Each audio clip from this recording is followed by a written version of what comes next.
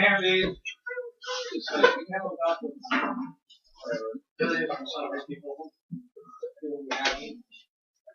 We went through this yesterday, and it's actually pretty good.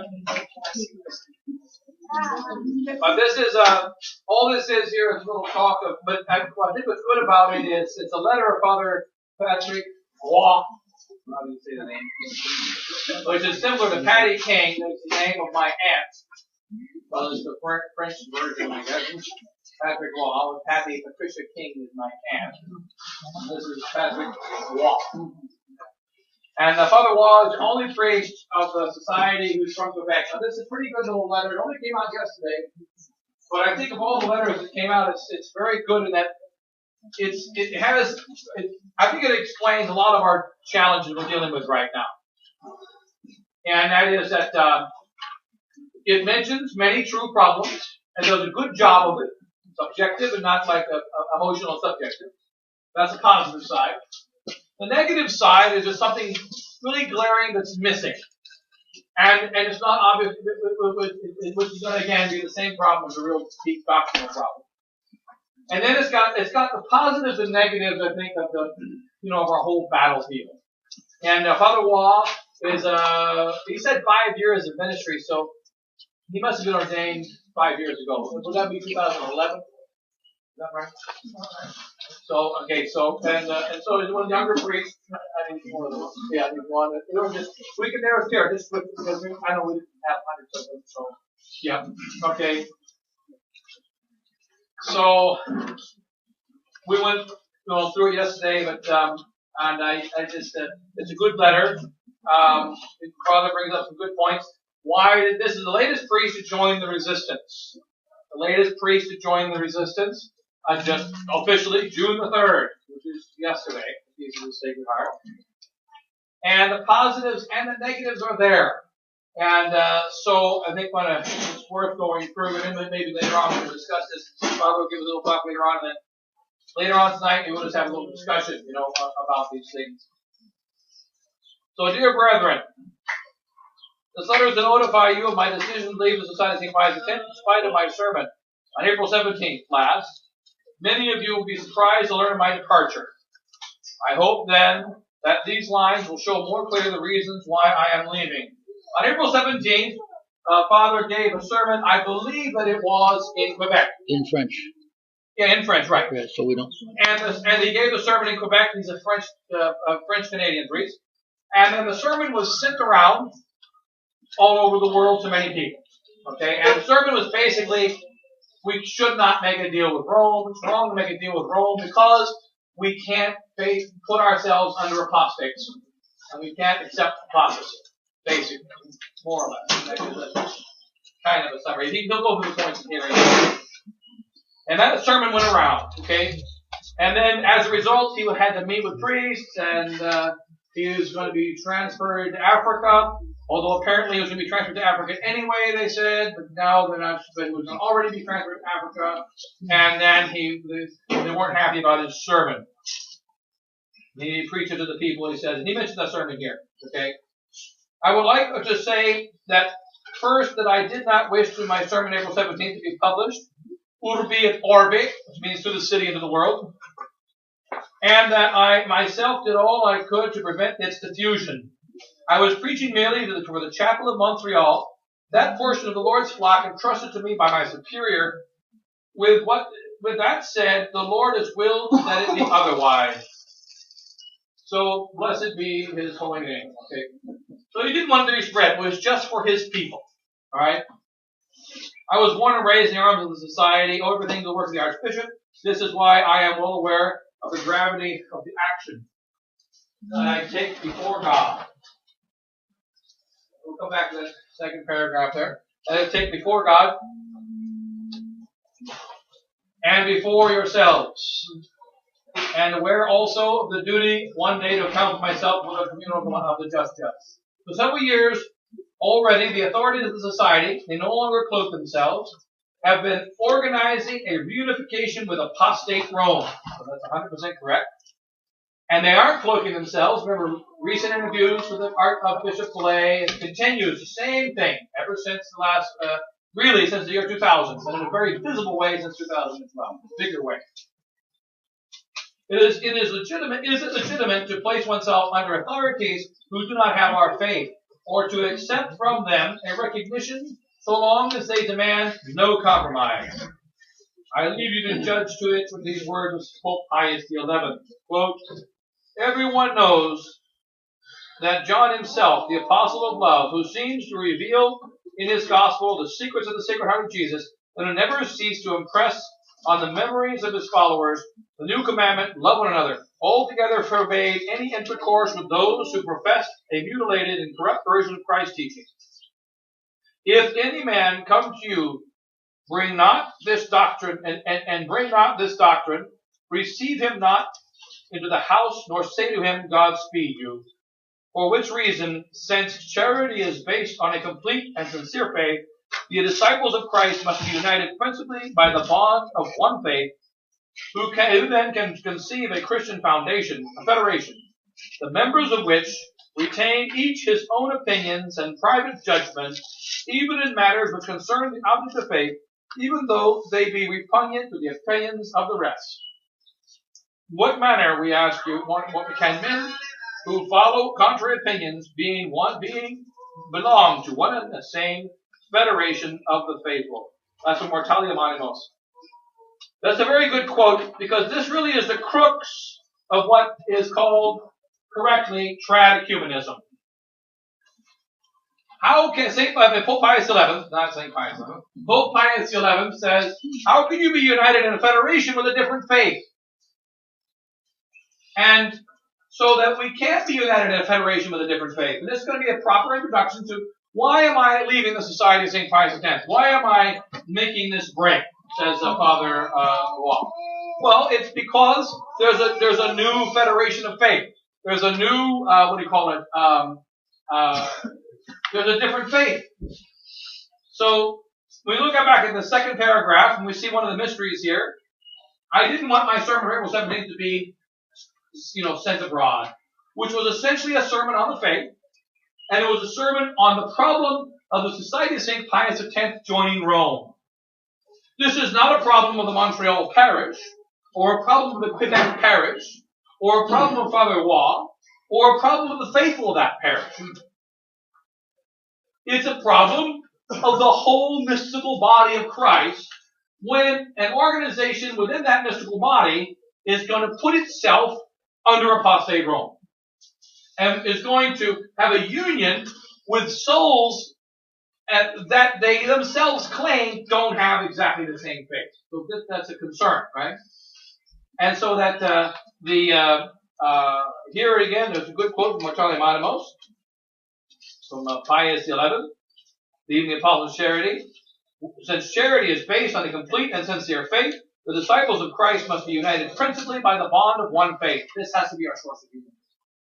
And we can't have a negative source of unity. So one of the temptations whenever you're in a battle is to be tempted to a negative source of unity. We are friends because we hate Pope Francis.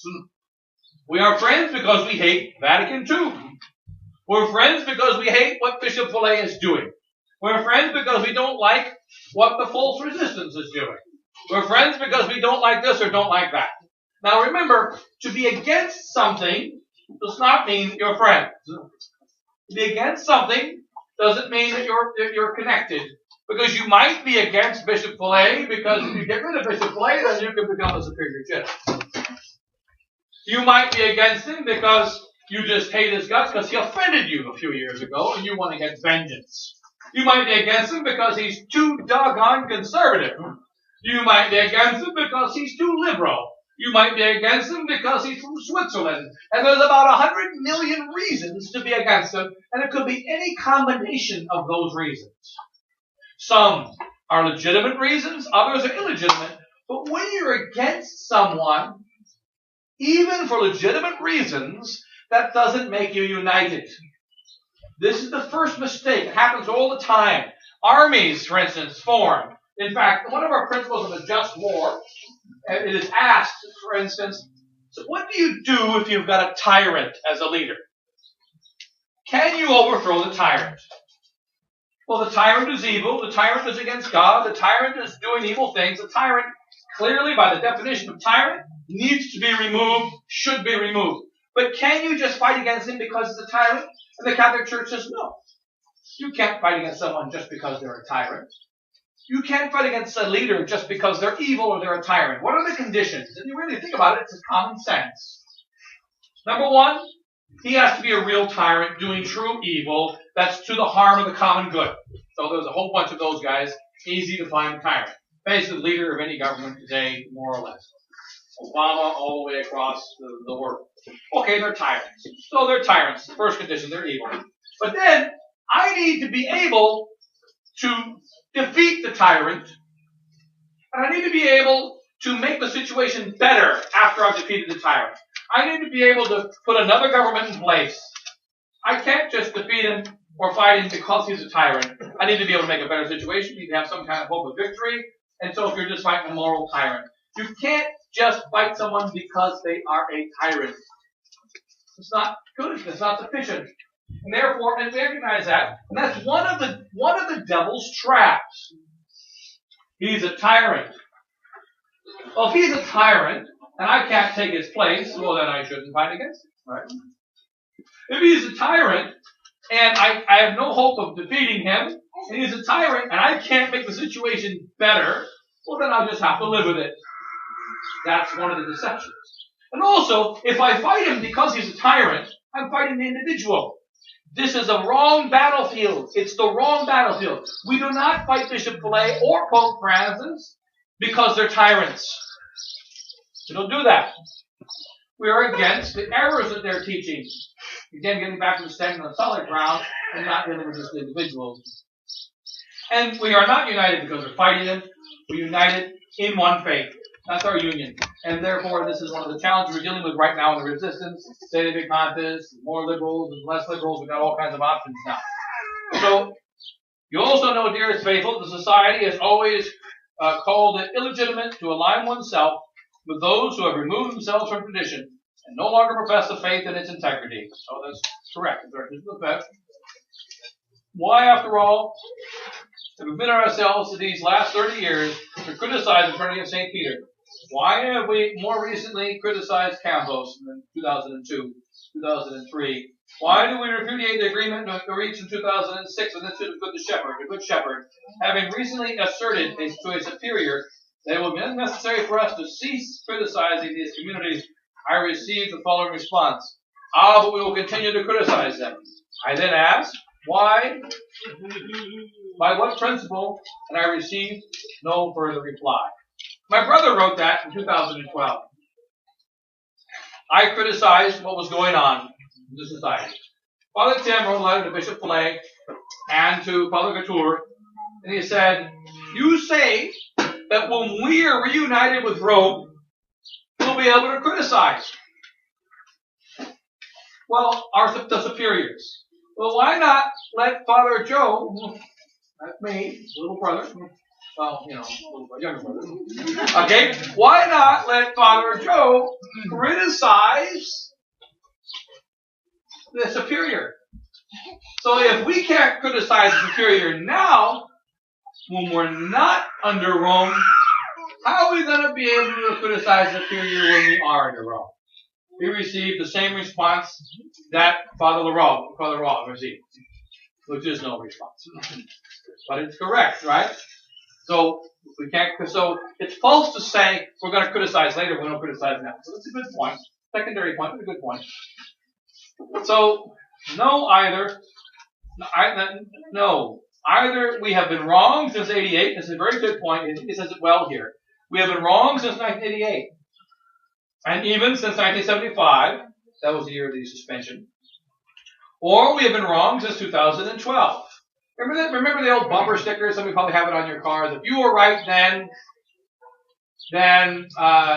we were right now.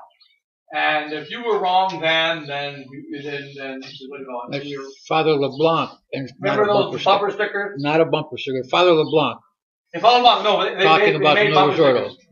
They made bumper stickers. Probably one, because I think made it. Really? Oh, okay. Yeah, you're right, it was probably That's a lot. If you were right then, we were right now. And if we are wrong now, then you were wrong then. Right? I think that's it, right? So that's what this is. Which is simply saying truth is only one. Doesn't change. So if I change my opinion, truth doesn't change, but my opinion changed. So either I'm right now, in which case I was wrong then, or I was right then, in which case I'm wrong now. Can't be right both times. And he explains why.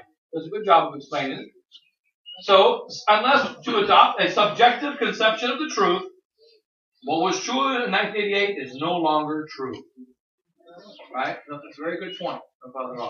There's only you can't say we're right both times. The last solution, by means of which you have to sit right. Okay, so okay, a second.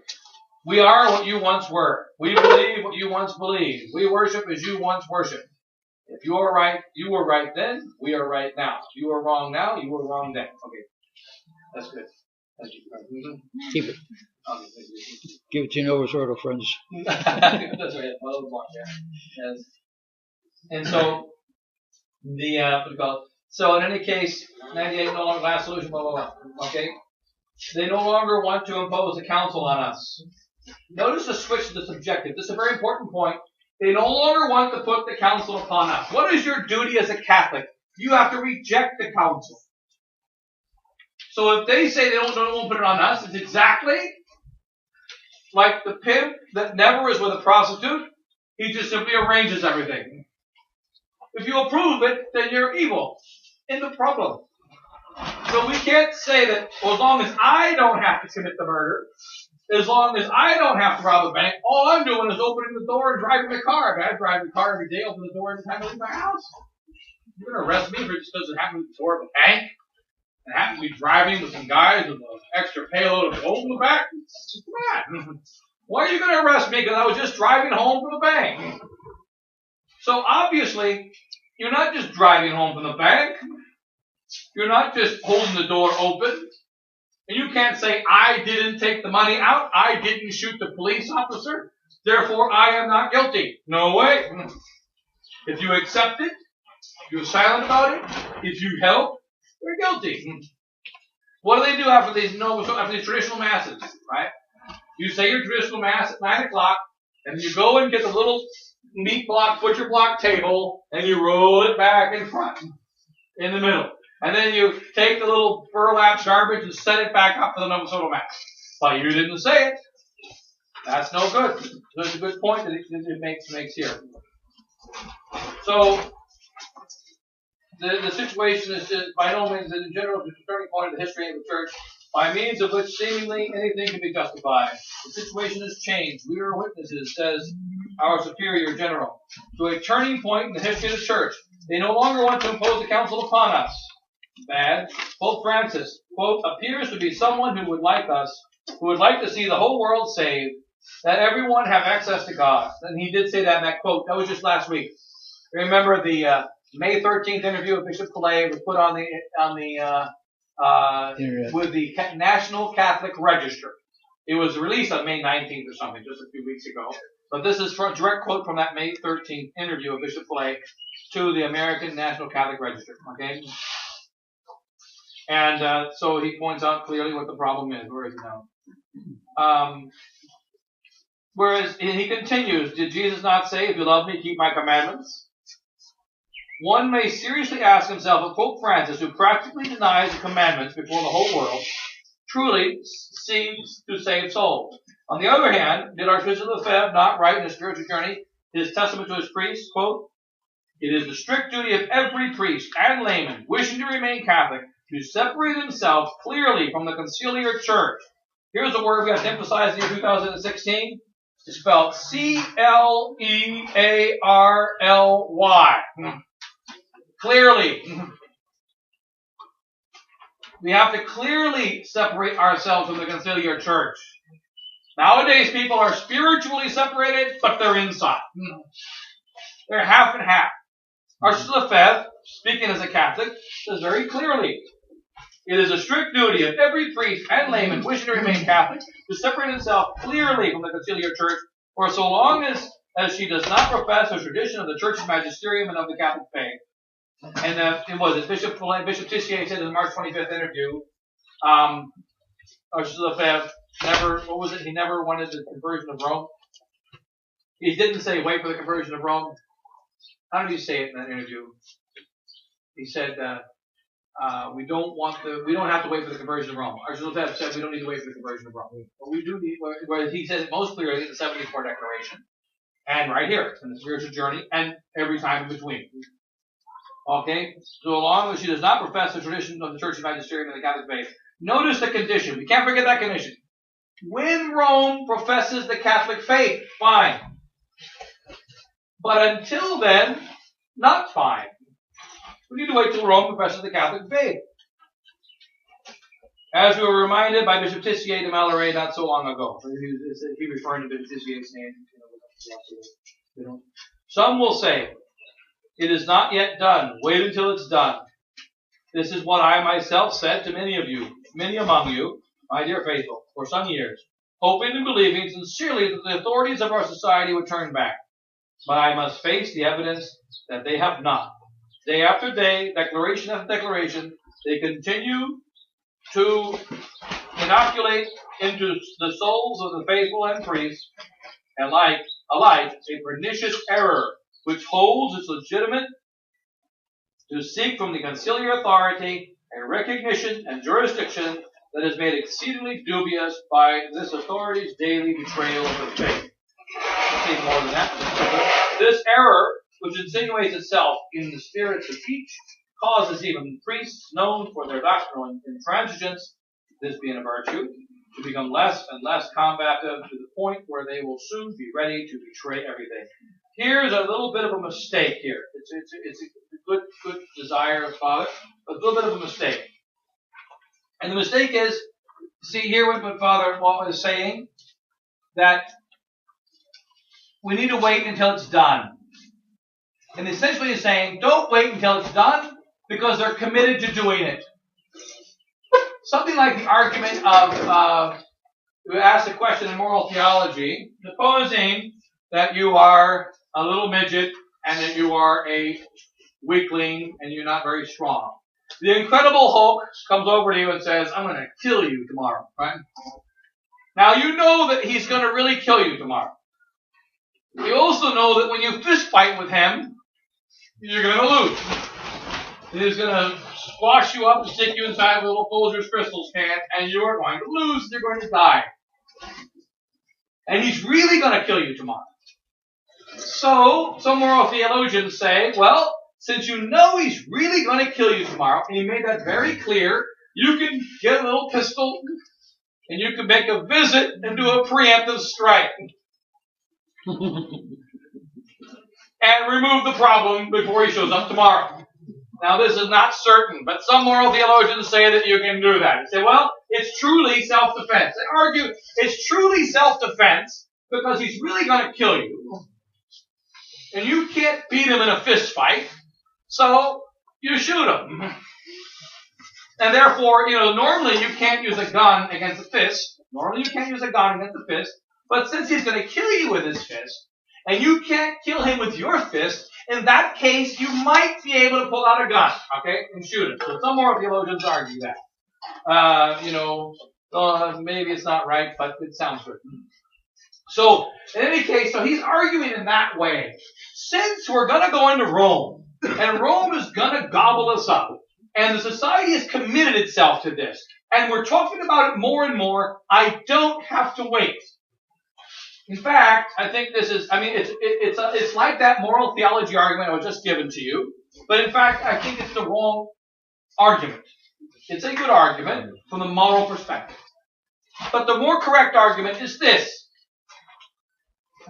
Bishop Belay and the mainstream society says in its official documentation, new mass equals generally promulgated. As a Catholic, I am obliged sub gravi, which means under pain of mortal sin, I am obliged sub gravi to say no to that. This is very similar to supposing a man comes to you, puts a gun to your head and says, if you walk into that chapel, on this Sunday and go to Mass, I'm going to kill you. You have two choices. You can walk in and get shot, or you can say, you know what, I think I'm going to miss Mass this Sunday. Now, if you choose to miss Mass that Sunday, that's okay, because there are excusing causes for missing Mass on Sunday, and the guy putting the gun to your head is a very reasonable excusing cause. However, if the same guy comes to you and says, you will spit on this crucifix, you will deny the Catholic faith, then it doesn't matter if he skins you alive, tortures you, you can never do it. So one of the traps and one of the mistakes I think that's happening amongst many of the resistant priests, good priests, is that they're looking at things from a moral perspective more than from the perspective of faith. The trouble with the moral perspective, like the example I just gave you, some moral theologians say, yes, Pee Wee Herman can shoot Lou Ferrigno. He can do it. Now, others say, no, it's too bad. He's just going to have to go to confession and wait till he dies. Maybe because sometimes you get lucky in a fight. Sometimes the big guy doesn't always win. Sometimes the little guy does win. So he just has to wait. So some of you moral theologians say one thing, other moral theologians say another. We've got a moral theological dispute. But there's no moral theological dispute in you must spit on this crucifix or I'm going to kill you. So likewise, when we look at the battle of the resistance, when we see the change of faith, we have to say no, period. If it's just this deal with Rome, the danger of losing the faith, then you can argue both sides. If the danger is very, very, very heavy, then you can say no to the society. If the danger is light, well then you can't say no to the society. And then each one has to judge on their own whether or not it's very, very serious or whether it's very, very light. And you have all these complicated considerations of how serious is it, how close is it for me to lose my faith, how far is it for me to lose my faith. So we have a really complicated situation.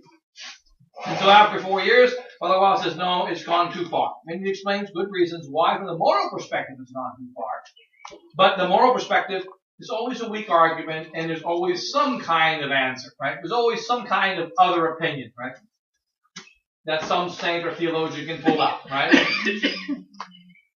So this error, which distinguishes itself in the spirits of each, talking about the spirit, causes even priests known for their doctrinal intransigence to become less and less combative to the point where they will soon be ready to betray everything. Because it is argument from proximate occasion of sin. The way we argue in the resistance is the new teaching is false, therefore everyone must say no. The argument of the other side is the new teaching is dangerous, therefore it's legitimate to say no. You see the difference? One says no, other says yes, and they're both right. Both right. It's like, for instance, if one of these little kids here eats what I call fasting, they will die of gluttony. So because our bodies are different sizes. So what is fasting for me is gluttony for a 3-year-old. So when you start talking about degrees, there's an infinite number of possibilities. That's why it's so complicated. It's so complicated. It is complicated if we're just talking about degrees and danger. But that's really not what our situation is. It's not about degrees and danger. It's about an error. So this is accomplished, I've got on page 2 here, this is accomplished in a gradual way without us realizing the ambiguities introduced. He's talking about the danger of staying inside the mainstream society. It began by convincing us that the motu proprio, which put the sacrifice of our Lord Jesus Christ on equal footing with, and even subordinate to, what our historians have very justly called the Mass of Luther, was welcome and beneficial. And it was called welcome and beneficial. Remember in 2007 and 2009, many of us refused. I don't know if they did up here, whoever the priest was at that time. But I was one of the priests. I was in India at the time. But, where I'm not doing any Te Deum. I'm not giving thanks for this 2007 debacle of this ecclesia, this motu proprio. And I'm not going to do a Te Deum for the 2009 quote-unquote lifting of excommunications. Many priests refused. I don't know who was a priest here at that time in Portugal. Not 2007.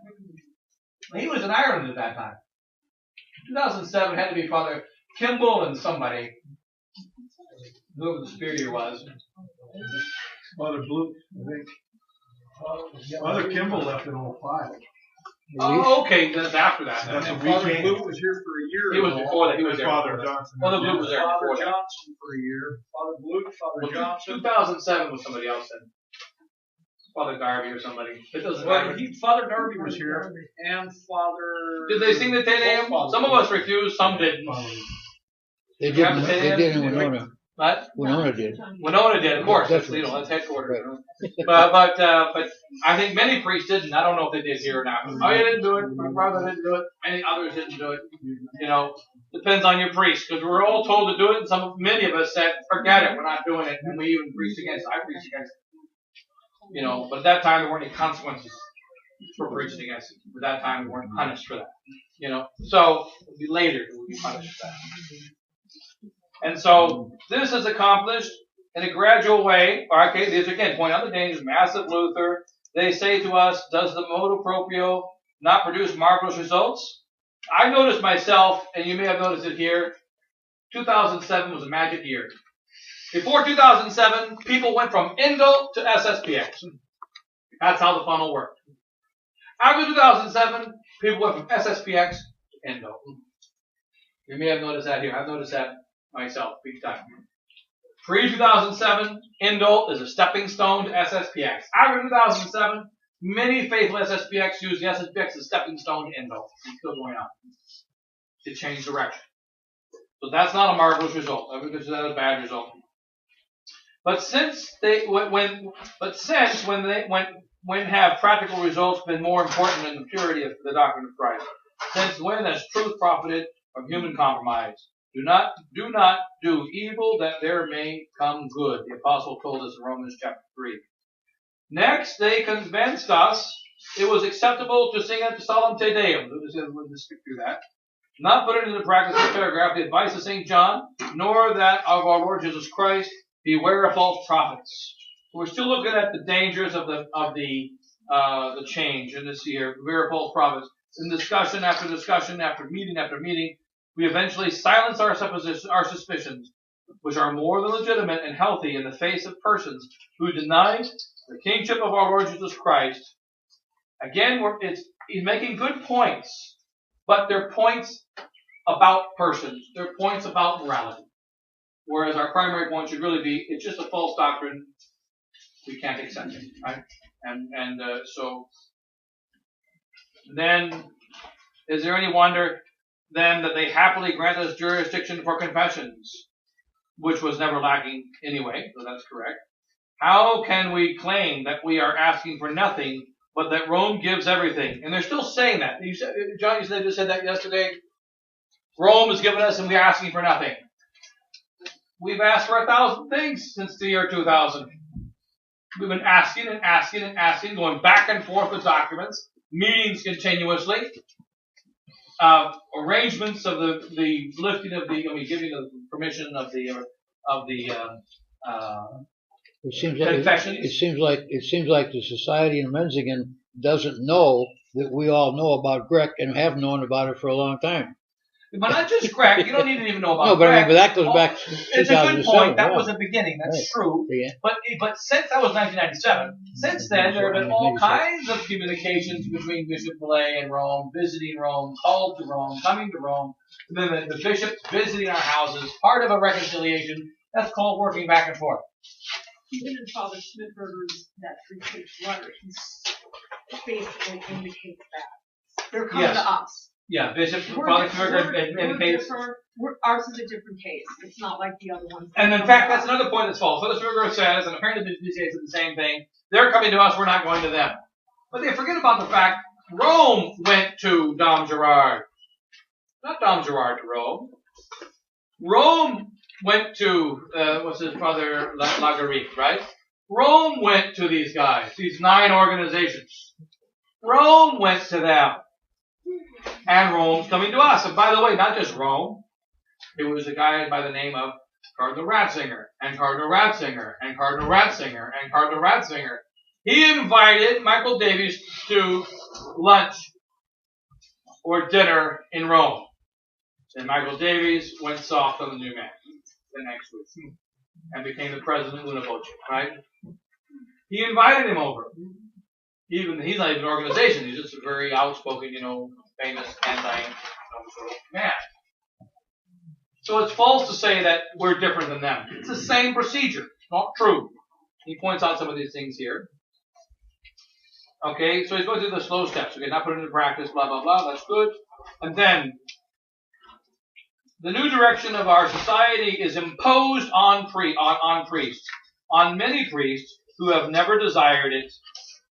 Enforced silences, transfers, promotions, trials, threats, promises, exclusions, all become justifiable when they work to defend the position of the society, quote unquote, which is in fact, as always in a revolution, the position of a minority, which has taken power and which deftly manipulates the passive majority. That's a very good point upon the wall. Very well said.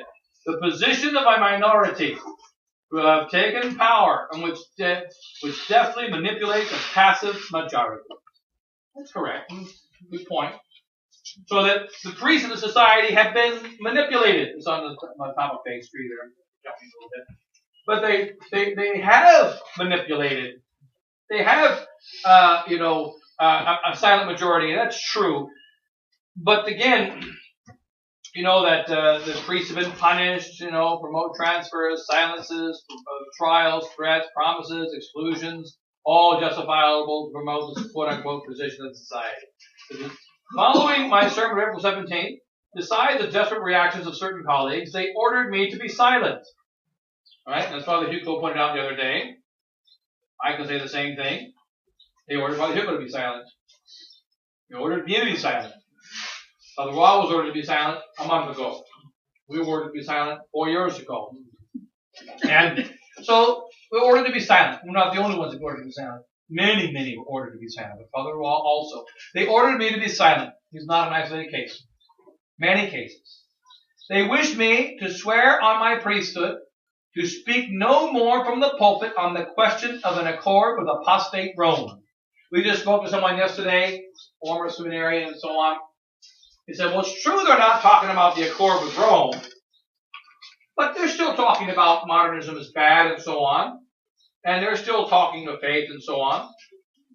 Yes, you can talk about your catechism, as Father Hugo mentions very frequently, or used to mention before anyway, in his sermons very frequently about the Pax priests in Hungary. What did they tell them in the 1950s?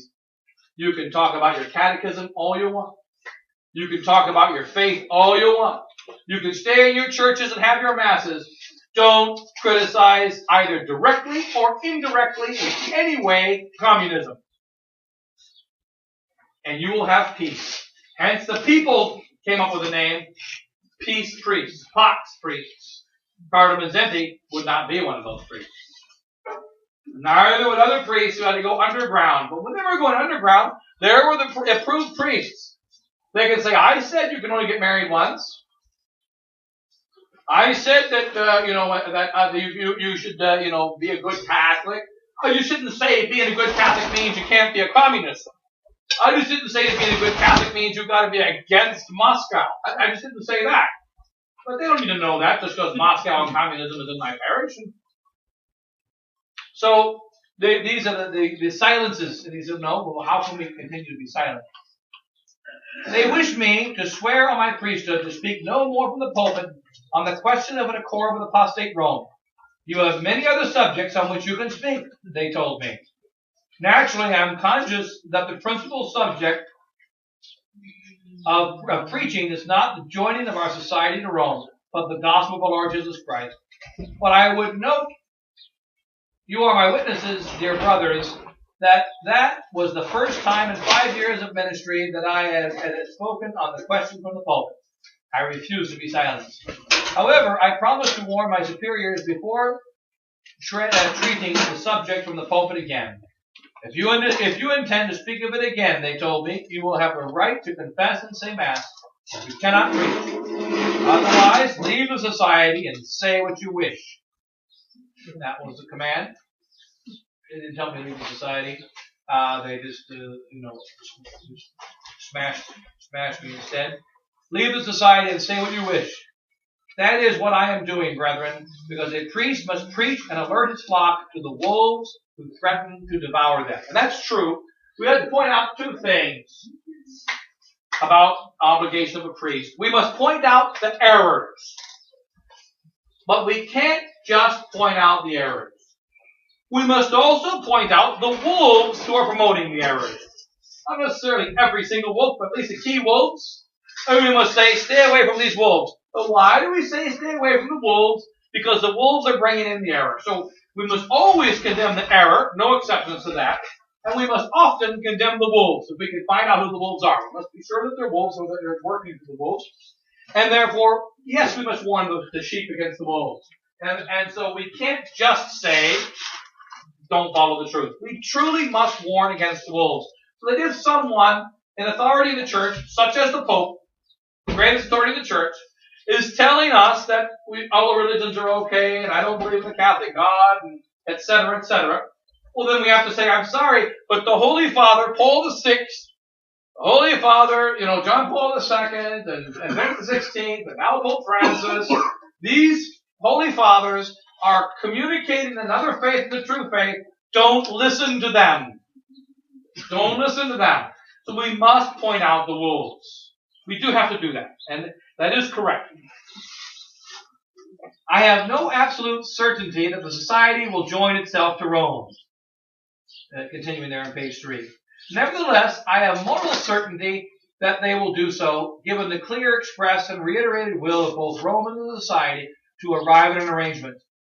And given also the absorption these last months of the last episcopal voices, which firmly opposed it, that God, I think especially, probably speaking of Bishop Tissier, just, giving in a month and a half ago, or 2 months ago. That God preserve us from this tragedy. This will, in spite of my departure, continue to be my fervent prayer. He wants to save from the deal with Rome. I think here it's good. I would say rather, if you're going to stand for the error, make the deal with Rome. If you're not going to stand for the error and you're going to stand for the truth, then of course, go back to the Society of St. Vincent, Way of Archers of the Fait. But if you're going to stand for the error, please make the deal with Rome. Because let your mind and your actions be connected. Don't claim to be against Rome in your actions and with Rome in your heart and your mind. If you're going to be with modernist Rome in your heart and mind, then be with modernist Rome in your actions. So in fact, I think it would be a blessing for the church if the Society of St. Vincent finishes this deal with Rome. It would be a blessing. Because now the excuse or the false statement that, see, we're still unapproved, therefore we're Catholic. Again, that's a negative argument. A negative argument. The modernists don't approve of the Protestant Creation Museum in Kentucky. But they're not Catholics. When you walk through there, there's a statue of Martin Luther. We had one of our visitors from Belgium come over, and we brought him to the Creation Museum 1.5 years, 2 years ago. And so he had a photo op done with Martin Luther. So he stood in front of Martin Luther with the statue of Martin Luther. Then he was like this. And then he had different options. He was choking him. He had a photo op. So choking Martin Luther statue, beating up Martin Luther, and he had the other guy holding his own pictures, and all the Protestants walking around. What's he doing? Well, he wasn't happy about Martin Luther. So, but the thing is that, but the modernists didn't like that museum either, because it's against evolution. But does that mean it's a Catholic museum? No. It's a heretical museum. They promote a false faith. So that they're against evolution, well, that's good. But that they're in favor of Martin Luther, that's bad. So we can't do just a negative union. And we're getting here, I pray the society doesn't go with Rome. That doesn't help the society. The society being outside of Rome materially is a great tool for the modernists to bring people inside of Rome spiritually and formally. People can say, I'm not approved, I'm with the Society of St. Pius X, but they think like modernists. And they're accepting the modern ideology. They're accepting the Vatican II. They're accepting miracles. They're accepting the new Mass, etc. The Society just put on its website of the sspx.org US website just a month ago about miracles in the new Mass. And how this is a proof that since the church authorities approved Cardinal Ratzinger and Cardinal Bergoglio before he became the Pope, approved of these things, well then they must be true. And what is that doing? It's deceiving the faithful to accept the approvals of Cardinal Ratzinger and Pope Francis. And also, one mistake, which seems like a small one, but it's really not. Bishop Fait called Pope Benedict in an interview several times. He's not Pope Benedict. There's only one Pope, and that's Pope Francis. The man who's wearing a white outfit and calls himself Pope Benedict is Cardinal Ratzinger. He's not to be called Pope, right? He resigned. If you say Pope Benedict, you mean him before the day of his resignation and after the day of his election. Before the day of his election, he was Cardinal Ratzinger. After the day of his resignation, he's Cardinal Ratzinger. We cannot call him Pope. You see, he's not the Pope. Benedict is not the Pope, and we should not call him the Pope. He retired. He quit. He resigned. And therefore, we shouldn't call him Pope. And Bishop Fait has been calling Pope Benedict multiple times. And that's really not good. We shouldn't do that. He's not the Pope. Yeah. The latest thing last week out of Rome is that the Pope, when he did that resignation, he did not resign his spiritual duties. So he is, quote, the spiritual Pope, and Bergoglio is the physical Pope. Yeah, that's the argument of Father Kramer, right? Which would mean what? This is just in this past week. It came out of Rome. One of the cardinals is making that statement. And then you have two choices: either Pope Benedict is the Pope, in which case Bergoglio is the cardinal, right? Or Francis is the Pope, in which case Benedict is the cardinal. Well, if you want the check signed, you go to Bergoglio. If you want a blessing, you go to Pope Ratzinger, or whatever his name is.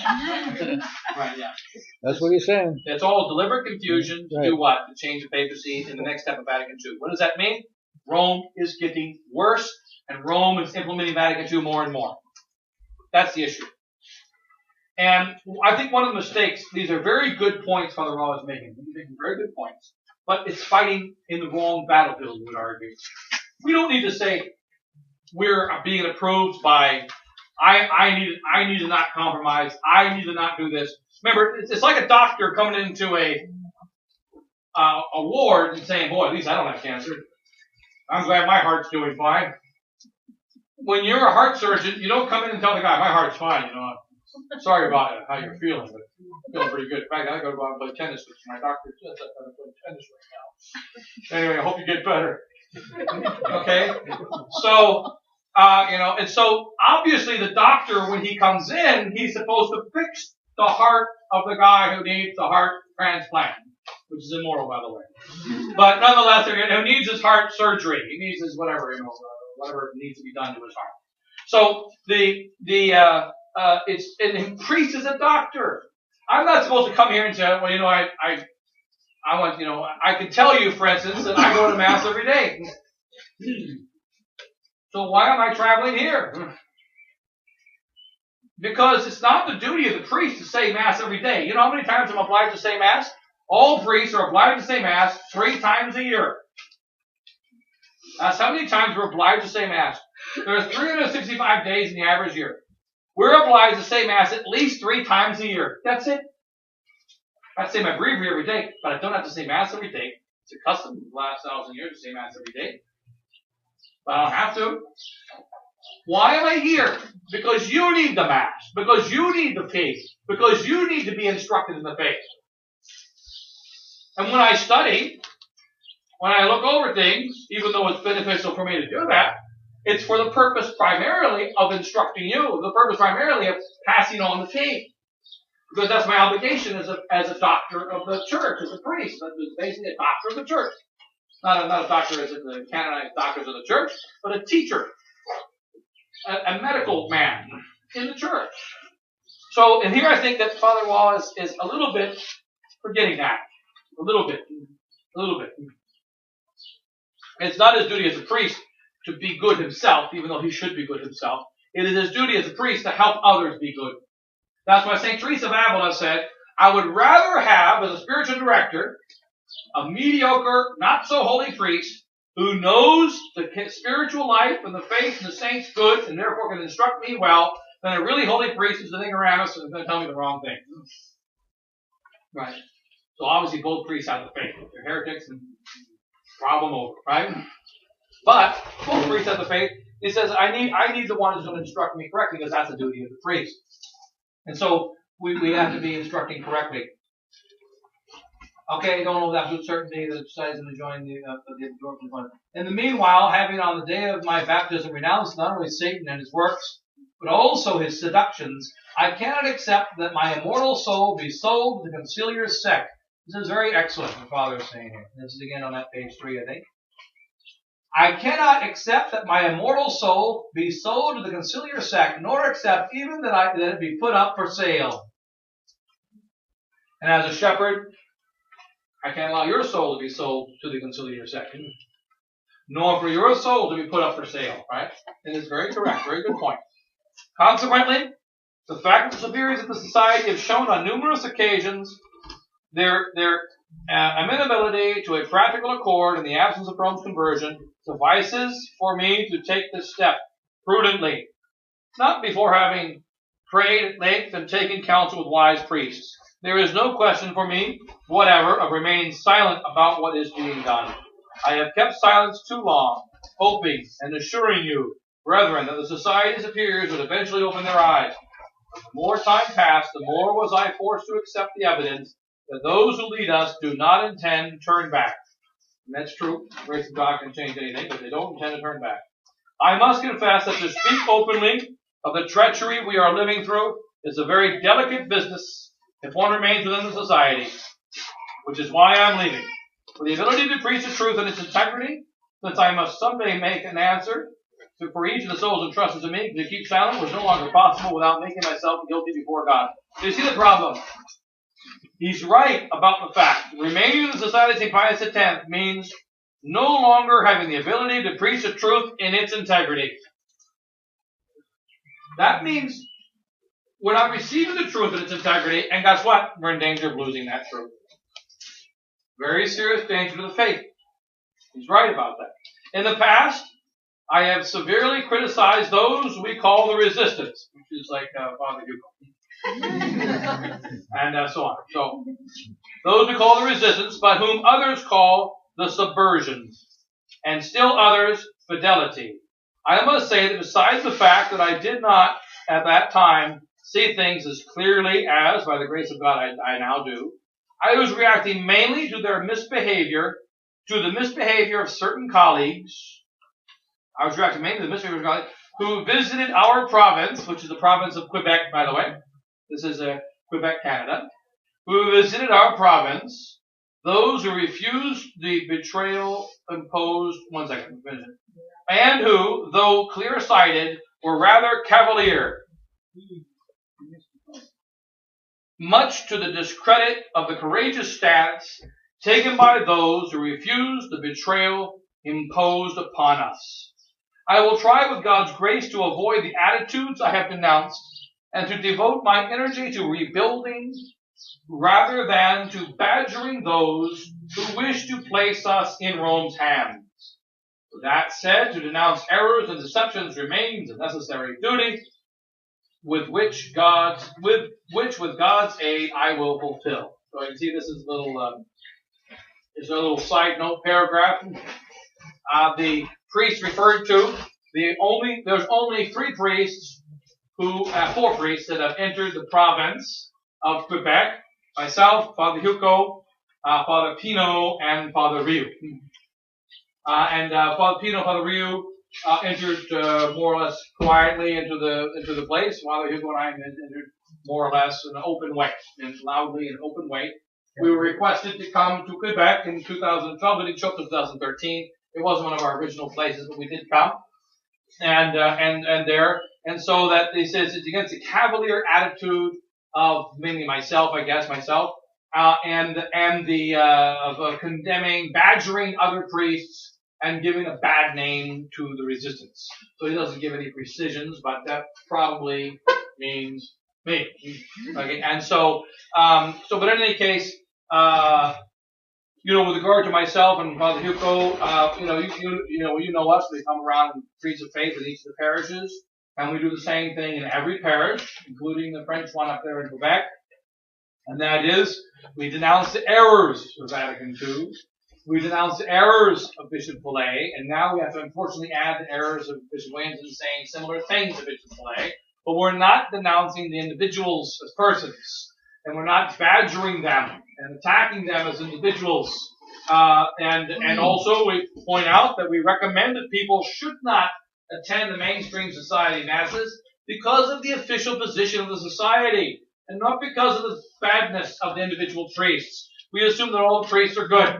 We know, of course, there's some, bad priests amongst the society. Bad priests everywhere. And our Lord promised that there will be bad priests in the church from the time of Judas until the end of the world. So there will always be some bad priests. We may not know who they are, but we know they're going to be there. We're not concerned about that. We rather have to stand for the truth of the faith and so on. So here he's just maybe following the gossip, so to speak. But, that's okay. So this is a little, misbehavior of certain colleagues who visited our province of Quebec, which means myself and Juan Diego, and who, though clear-sighted, were rather cavalier, came in too loudly and so on. So that's a little anti-us statement, but that's no big deal. It's not a problem. I don't expect everything to be perfect. And so, like I say, the good thing is the Father is standing for the truth and beginning to preach it. He's just beginning to understand how deep it is right now. Many clear-sighted priests do not dare to act against the imposition.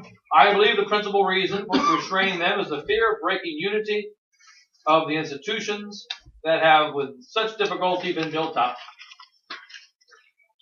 How accept that in dividing the faithful, we risk contributing to the closure of a chapel? The reply is that faithful priests are not the origin of the division brewing in our ranks.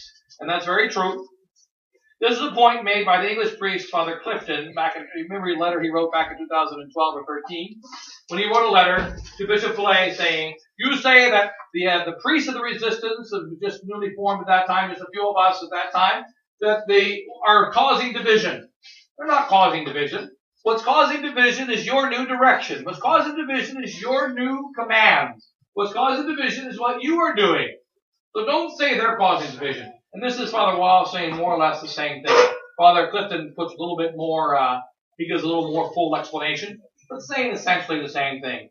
The reply is that faithful priests are not the origin of the division brewing in our ranks, but the very authorities of the society who would have us to believe that we are participating in a turning point in the situation of the church, when in fact it is not the situation that has changed, but only their minds. That is correct. The situation is just Vatican II in the next stage of development, but only their minds. Dear brothers, if the directors of the society continue to sow distrust and confusion by their mistaken ideas, the division will swell, and it may become necessary to burst it open in our region for the common good. It may become necessary. Now, we would argue it's been necessary already since the clear written statement of the society in 2012 saying that Vatican II is tainted with error and no longer in error, and that we can accept to be under the modernist authorities, the wishable conditions of the 2012 General Chapter. For my part, I would that the Lord spare me from having prematurely to break the unity of the few chapels we have in French Canada. That is why I've decided to remain for the moment in the Maritimes. So, Father, we got Canada surrounded now. Canada is a small country of about 4,500 miles east and west. And so on the far west coast, you got Father Gerard in Vancouver sitting on the ocean. Then the other ocean on the other side is where Father Wall is. Up in Nova Scotia, that's the area they call the Maritimes, so up in Nova Scotia. And so, in fact, from Quebec City, which is kind of straight north of Boston, Massachusetts. To give you an idea, it's a 12-hour drive going further east. So, it's way over there. Okay, he's way over. And some small chapels over there. So he's just telling you his region where he is. And I have decided to remain for the moment in the Maritimes. The faithful in these parts lack frequent access to the true Mass and true sacraments. They are mostly without spiritual help. They raise their children without the support of the church. Therefore, I thought it best to keep to this region and concentrate my efforts on developing these small groups that have so little access to the sacraments, hoping one day to return to these communities into the hands of the society, only made larger and more fervent by the grace of God and by my ministry. For this is my greatest hope, that the society turns back in a clear and unequivocal manner, good, that I may return these missions to it, and that I may myself re-enter its ranks, profiting anew from the priestly fellowship offered there. I cling to no illusions that miracles are always possible. However, it remains clear that when the situation deteriorates, more will become necessary to tempt the souls of Quebec who feel betrayed and deceived. So in any case, and he is there in the Maritimes. So I think overall it's a very good letter of young Father Waugh. And, but that, one of the challenges you have is, because, in Quebec, we love all our faithful, but Quebec, they're frog speaking. So, it's a French speaking place, which most of them do speak English. Father Hugo and myself go and say Mass there. And I've been begging various frog priests. Remember, it's well known that I'm not a great lover of frog. I don't have any frogolatry. I have a hard time with frogs. And yet, everywhere, ever since I've been a priest, I'm always having to deal with frogs. Always. And so, but in any case, but no, they're all souls are loved by God, and we got to help them. But I do know the great help of the resistance in Quebec, if we could find a priest that speaks French to go and say Mass for them. But I can't find a priest to speak French to say Mass for them. And so of our resistance, we have two Quebecois priests now, Father Gerard, who's in Vancouver, and now Father Waugh, who just joined yesterday. He's going to be on the other side, and they're English speaking over there too, by the way, where he is. It's primarily English speaking in Nova Scotia, in that area. I know they've mixed and all that. So he's in there. So they've got him surrounded. But going to hopefully soon he'll come and help the people there in Quebec. And some priests have come to help once or twice, but it's very difficult to get them to come consistently.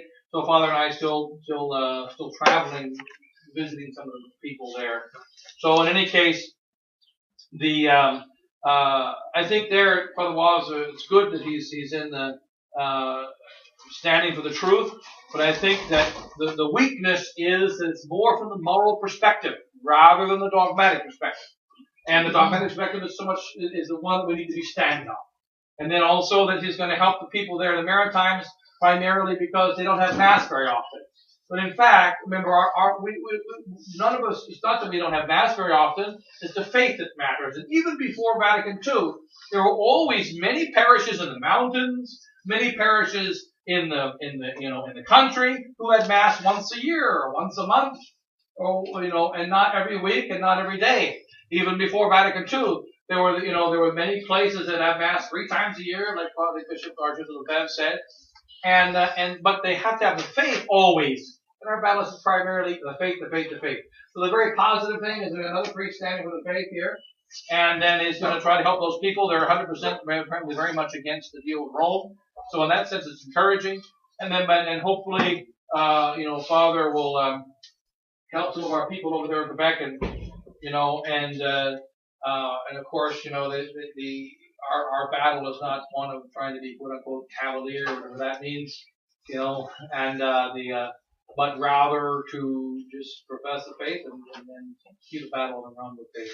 So I think I'll close with that. And I think that we got to keep our battle, faith, and that's it, But it's very encouraging that Father is joining us, so to speak, this yesterday. And but then again, the challenge is we need to work together as much as we can. And what we're seeing is that there is a movement within the resistance to keep us all divided. And we've got to be pulling together as much as we can. But like it says in the quote to Father Waugh, from Mortalium Animos, we can't have a federation that's a negative federation, but a federation of faith. Federation of faith. And we've got to have a federation of faith. And this is the what we really want to have. And and that's got to be our battle. So and I think that's sufficient there. And if we have any questions or whatever, then we'll back in again. Well, you used this example down in Minneapolis too. And that was, this is not related to this, but it's something that you said, I think needs clarification. Yes. There's been tens of thousands of Catholics who died to go to Mass. You know, the Romans persecuted them to go to Mass. And you use this example of somebody holds a gun to your head and says, don't go to Mass. That doesn't seem... No, they weren't dying for not going to Mass, but for the faith, right? Because they were going to have to give up the faith. Not a particular Mass. Like, for instance, you know how on Sunday, if you have to work, if you're sick, all positive laws have exceptions. Negative laws have no exceptions. And so the positive law of going to Mass on Sunday, if you're on a boat, for instance, you can't go to Mass, right? Right, I see that example, but the particular one you bring up, I mean, they weren't killed with guns, but to go to Mass, right, means death. And yet that's why we say it's two rights. He can say, I'm going to go anyway, because he's being held from doing something good. And he can be a martyr by doing that. But because he's not obliged to go to Mass if there's an excusing cause, right? He can say, well, the guy putting a gun to my head is an excusing cause. You see what I mean? But there's no excusing cause from give up the faith. There's no excusing cause from accepting a lie, even a venial sin lie. There's no excusing cause from anything that is intrinsically evil. No excusing cause. There are excusing causes of going to Mass on Sunday. So since there are excusing causes in going to Mass on Sunday, if a guy puts a gun to your head, now if putting a gun to your head says, if you go to that Mass, it means you're not Catholic, or something like that, well then you're obliged to go. You see what I mean? If that is a denial of faith. But if you're saying you're staying here right now because, there could be many reasons, because he's robbing your house. He doesn't want you to go out, right? Okay? But so that there could be an excusing cause. Okay, he's robbing my house on Sunday. He wants everybody to stay in, and if we go out, we're going to be shot. Okay, I'll wait. See what I mean? There can be, my point is, this is a whole problem with arguing from the moral perspective. In every moral case, you can dig out somewhere in a hole somewhere in your basket of tricks. Well, there's an exception. See what I mean? Well, here's another exception. And that's why arguing from the basis of morality is a very dangerous way to argue, because what you're doing is giving people excuses for not standing for the truth. You see what I mean? There are excusing causes for not going to Mass on Sunday, but there's no excusing cause in believing Jesus Christ is God. There's no excusing cause in doing anything that's potentially evil, including a lie. Even a lie not about faith, right? Any lie. So if you have to die rather than tell a lie, even a quote-unquote small lie, well then you have to die. Right? And the trouble is, and this is a good point, he makes very good points in this letter. Well, he does make good points.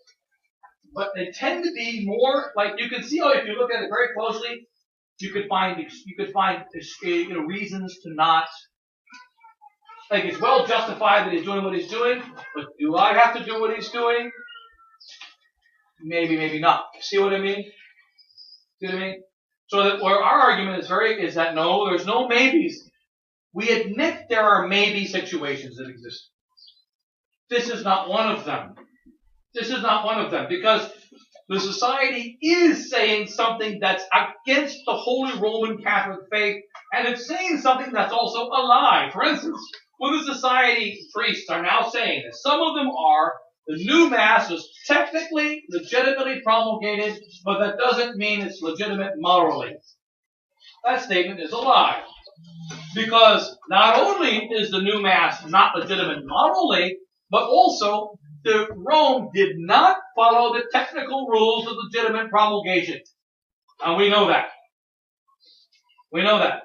They didn't follow the rules of what a law is. They didn't follow the rules of how to abrogate the old law, how to implement the new law, who is applied, who the law applies to. It's not an ordinance. Therefore, even technically, it's not a law. So there equals a lie, or saying a falsity. And I know it's false. Therefore, if I say that it's legitimately legal, the new Mass, even though that's not directly against the faith, that statement, it's a lie.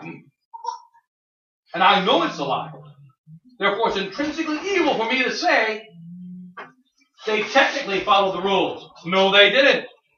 You see, no, they didn't. So that's why I say the example of the Mass on any positive command. Mass on Sunday, I can't think of other examples. This is the easiest example. But any positive command to which there are exceptions, you can make exceptions. You see, but there are no exceptions to the faith. This is our problem. Faith is the problem. Therefore, there's no exceptions. Everybody has to say no to it. Yeah. Father, I run a business, and I had a Society of Priests tell me once I displayed the crucifix and Our Lady and Sacred Heart pictures. Mm-hmm. And they said, if the state were to come in and tell you to take it down, you wouldn't be under mortal sin. Go ahead and take them down. And wouldn't that be against my faith if I took them down? Because it's a state-ridden thing. Right, you mean take them down from your... down on the wall, from the walls in the house. Yeah, I would say it would be... Because I'm licensed by the state? Right. I would say that you shouldn't take them down. But again, here's the problem. Whenever you talk about these precise details, which are quote-unquote positive commands, you can pull out, the quote of St. Alphonsus says this, and the quote of St. Thomas says that, and you can start playing these, the Jewish, 513 precepts, rules, But I would say here you're being asked to deny your faith, and you cannot, right? Right. It's a place of business. Yes. So that doesn't matter either. What? It's not his home. Oh no, that's true. Business. But again, when you look at the time of the persecution of the church, our ancestors kept it secret that they were Catholic. Like Saint Perpetua and Saint Felicitas that were mentioned in the Mass, right? Their husbands did not know that they were Catholic. When they found out, they killed them, right? So they did not publicly profess their faith to their husbands. Their husbands didn't even know they were Catholic, right? When their husbands found out, I forget which one was pregnant, the other one already had the baby. But in both cases, I think that one was martyred with the baby in the womb, the other one was martyred with the baby already born. I forget which one was which between the two. But they're the ones that are mentioned in the Mass. So that's why, for instance, look at the example of the martyrs.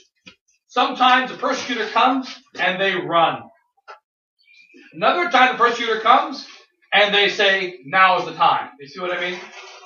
And there you have to go by the inspiration of the Holy Ghost and by the circumstances of the battle, right? You see, so that sometimes you find both examples amongst the saints. Petra and Felicitas, their husbands did not know they were Catholic, and they never told them they got found out. Also, as many of the girls that were martyred at the age of 13, they refused the marriage, and they wouldn't say why they refused the marriage.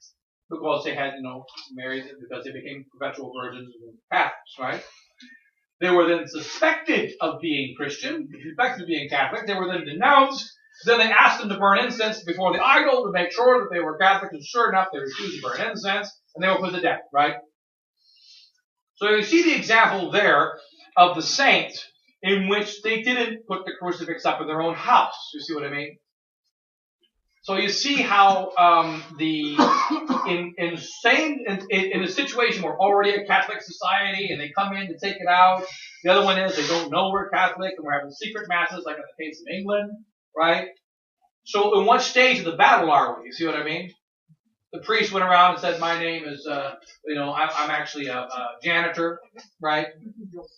You see what I mean? What? Pro.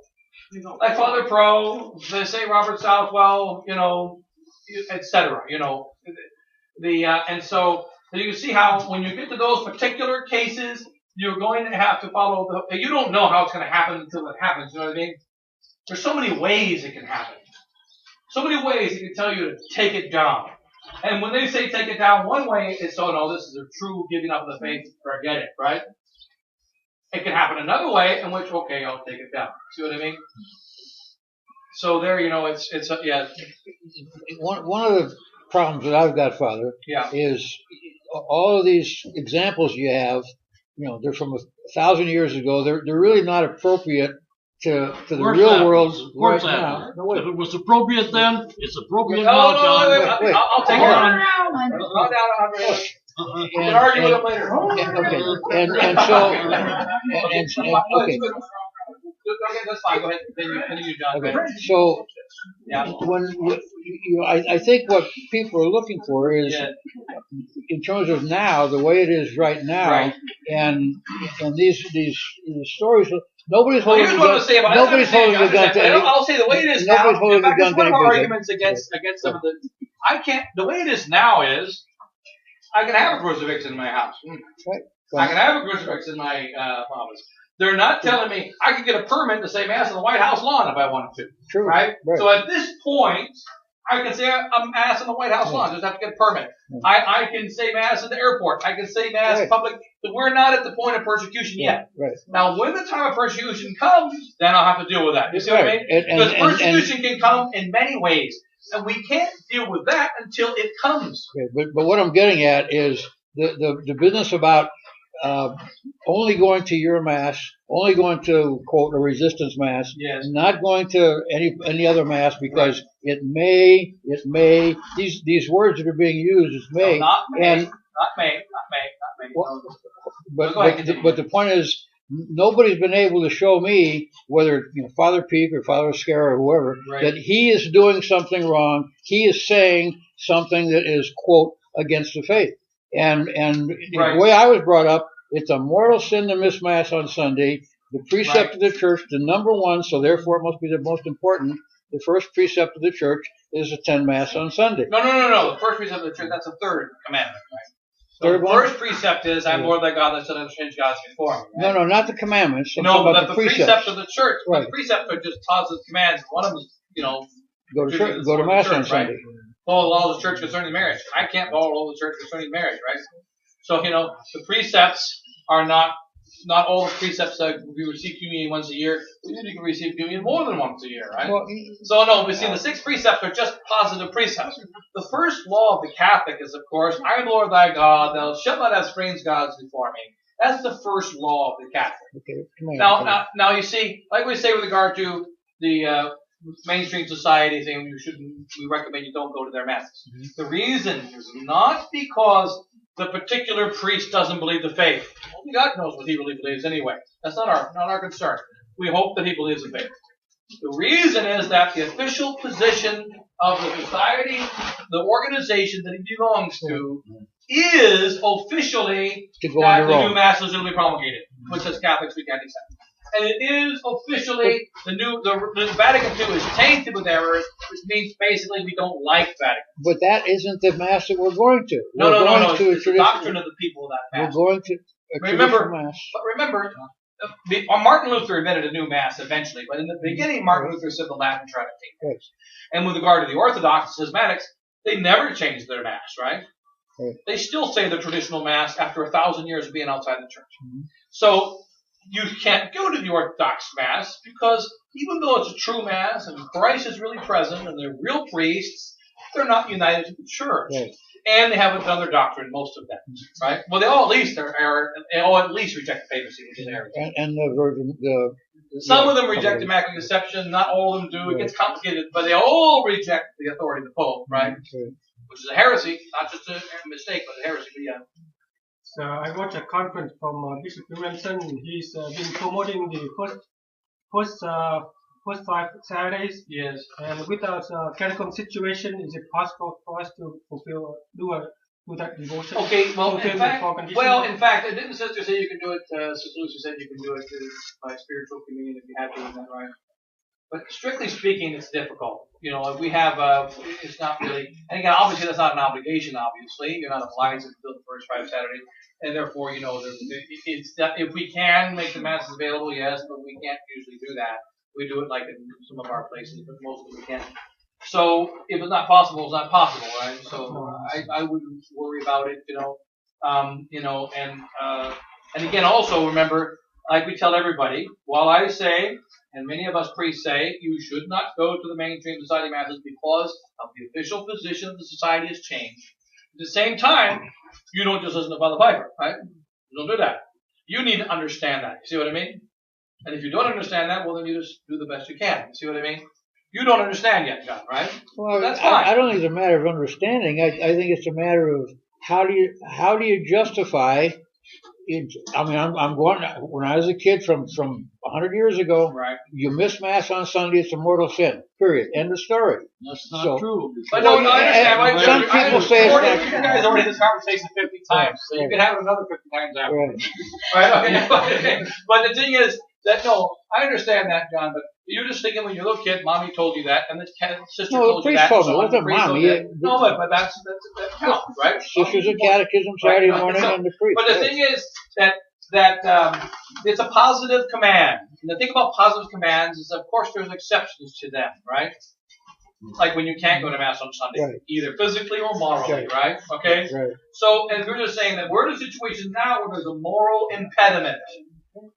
That is, that unfortunately, the priest, not him personally, but his organization is holding a doctrine different than that. Okay, so do I have the not the ability, but do I have the authority to make that Yes, you moral do. decision on myself? Yes, you do. No, Yes, you do. Sir, I don't agree. you know, the other problem with them is that because of the mindset change that's going through the society and all the priests, it's what they're not saying. It's not just going to Mass and what you hear Right. them say, it's what they're not saying. But actually, that's true. But also, John, a good point is that this is part of the error of modernism. One of the very subtle parts of modernism. And it was, and what the Masons have done in the church the last 200 years. And that is, I must follow the authority. And even if I don't follow the authority, it's because I'm following another authority who told me not to follow that authority. You see what I mean? And this is wrong. Because St. Paul said, if an angel from heaven, we ourselves, St. Paul himself, of course, or an angel from heaven teaches something different than what we have already taught you, let him be anathema. Okay. Which doesn't mean they're not authorities anymore, it just means, forget it, right? Okay. So, but what does that presuppose? It presupposes that you can remember what I taught you yesterday, and you can apply it without the necessity of obedience. See what I mean? So you do have the authority, quote unquote, to say, I'm sorry, but I was taught there were 10 commandments, you just said that there's 9. Sorry, Father, I can't accept that, right? See what I mean? Well, but see, none of them are saying there's 9. What they are saying is this. We've already said what they've said about 1,000 times at least, right? And that is, they are saying that the new Mass is legitimately promulgated, which means what it means. Right. Period. And that's wrong. But I They think are saying that the new church is going in the wrong direction and losing the faith, which is false. The new church already went in the wrong direction a long time ago, and it lost the faith. See what I mean? I'm not arguing that. Those are false statements. So for that reason, we have to say, sorry, we can't go along with it. See what I mean? Well, I guess in terms of your authority as a priest and the authority of a bishop, whether it's Bishop Tisseré, whether it's Bishop Williamson, or whether it's Bishop or Provanus or whatever, Right. Any of them, I don't know, I've made phone calls to a pile of them, and Right. none of them are supporting this idea of not going to Mass because a priest is saying don't go to that Mass. No, I'm including myself. I don't support that idea. No, I'm not bringing up your name in any. No, I'm not. No, but the thing is, but you can't now, right? I don't support you not going to Mass. I know we disagree. I understand. It's no problem. Just having the list. Now the thing is but the fact is that we shouldn't go to that Mass because of where they stand, and that's what St. John the Almsgiver says, right? Do not take communion with the heretics and the schismatics because they're not holding the true faith. St. Athanasius, what did he say? Don't go to that Arian church. Remember, the Arian church was a Catholic church, very similar to today, right? They were Catholic bishops that were Arians. They were Catholic priests that were Arians, and they were in the Catholic church. And St. Athanasius, remember, they have the churches, we have the faith. Well, he also said, we have the faith, don't go to that church. See what I mean? So, and so, I mean, it shouldn't be easy for us to make that decision. It shouldn't be easy. That's why you don't jump into it. you want to understand that it's the right thing to do, and then you give yourself a little time to do it. You know what I mean? And you haven't reached that point yet. So I understand that. I'm not a problem, right? Right? You know what I mean? I understand that it's hard for you. I understand you don't see that yet because you're stuck on the got to go to mass on Sunday and it's a Latin mass. He's not a Protestant, so what's the problem? Basically, right? Of course, I don't agree with everything he says. Don't agree with everything he does, but it's the mass, right? But remember, as Catholics, we say no. That's. I understand that thinking, but it's not correct. That the correct thinking is it's the faith, and even if they have the mass, but if they have the mass without the clear faith, then I'm sorry, I can't go to that. See what I mean? And that's the choice that our ancestors have made for 2,000 years. You have to admit that. It's a choice our ancestors have made, like whether it be those Pax Priests in Hungary in the 1950s, or whether it be in the East that had to deal with it all the time, because the Catholics would change. The Catholic priest would be a Catholic priest on one Sunday, then they go become Orthodox the next Sunday, they go become Catholic again the Sunday after that. They say, well, what is he this week? And so they said, look, if they're not with the Pope and they're not in the true church, then you just can't go, right? That's what I mean. Your examples don't apply to. Okay, so whether you're saying the Aryan thing, or whether you're saying, or whether you're saying the thing from over Hungary that you just brought up, the point is that the priest at the other traditional Latin mass around the world, around the United States anyway, none of them are bi-ritual. None of them are a Novus Ordo priest that are doing like the woman in New York with Bishop Williamson, where during the week she's going to the Novus Ordo Mass, Sunday she goes to the Latin Mass, right. And then we find out after the fact it's the same. Then later on we find out it's the same priest doing both masses. They're not heretics as such, because heretic means they're guilty of the sin. Yeah. They're making a mistake. Material, though. Yeah, material means you're not heretics. It's like they're a material murderer. There's no such thing, right? They're ignorantly against the faith. They are, but it's not intentional. That's why we don't condemn them, see, right? We say you shouldn't do that, but we still shouldn't go to them because of that as a result, right? Say that again? We still shouldn't go to them for the sacraments or for the Mass as a result, yes. That is correct. Because but again, you've got to be patient because you understand that not everybody sees that. You see what I mean? Not everybody sees that, and it takes a grace to see that. And we're let the grace, we tell people you shouldn't go, but they have to get the grace, Many of our people go to the Resistance Mass right now, but still go to the new Mass. Right? And I tell them, don't do that, right? Just like I tell you, but at the same time, you gotta understand the new Mass isn't good, right? And then some of them go to the Indo, some of them go to the Civitas, some of them go to the mainstream society, and some say, I'm sorry, but I just have to stay just with the priests. And also it's not, one of the arguments they said since the 1970s, you're the only priest like that. The isolation argument, right? The argument ad populum, whatever, not hominum argument. You're the only one. Well, Jesus Christ was the only one who was faithful on Good Friday, and the Blessed Virgin Mary, of course, right? But that only one argument doesn't work, you see. And also it's not really true, because I'm not the only one. There are many of us. You, like say 15 priests or whatever it is. But still, I'm not the only one, right? And so it's not true to say I'm the only one. That's not correct. And besides, it's irrelevant anyway, because what matters is what's true and not who's true. You know what I mean? It's what's right, not who's right. You see what I mean? And, Father? Yes. My husband met with both of our priests in Denver, and he asked them direct questions.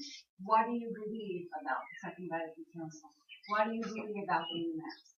And because of he understanding the position of the priest, even though they weren't saying it at the sermon, he realized that I cannot trust you because I don't believe with where you're standing on the issue. So even though the priests from afar looked fine, meeting with them one-on-one really did help us understand what their position was on all of the different issues. So that's something you might try and do, is sit down with the priest and ask them those direct questions.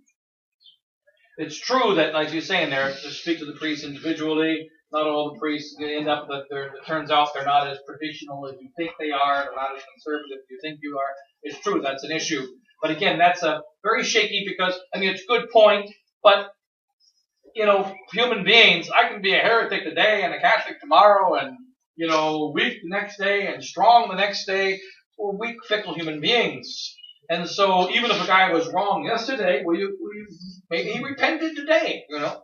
So even though we have to be careful about, you know, okay, this priest is not a good example, or this priest is not teaching I don't mean like a good example, not behaving properly, but I mean, he's not teaching properly, not right, not acting, not teaching the faith properly, I have to stay away from him. Well, that's true. If he's really teaching error, you've got to stay away from him. But we're dealing with priests who are carefully avoiding both the truth and the error. So that they're talking about the weather. And they're talking about things which any conservative atheist or conservative Protestant or conservative Catholic would agree with. And they're not saying things that are specifically Catholic. This is one of the points in Ottaviani's intervention, that even the parts of that new Mass that are not heretical, they're not specifically Catholic. And so a Protestant can be happy with it. Right. And this is what we're having now with the new teaching. I mean, our faithful are complaining about it throughout the entire world, that the priests are not saying the things they used to say. They're not condemning the things they used to condemn. These are Well, they don't condemn subjective anything. arguments, but they're still legitimate. And they're signs of the problem that I'm talking about.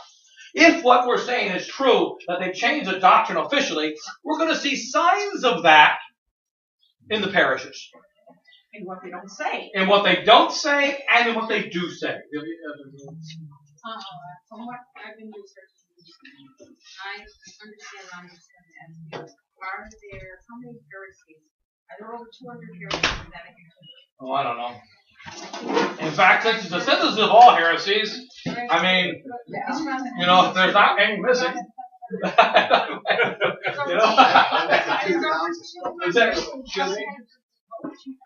I know, I've heard numbers 200, I've heard 24. You know, I couldn't tell you all 200, but Bishop Fait says we, meaning the society accepts 95%.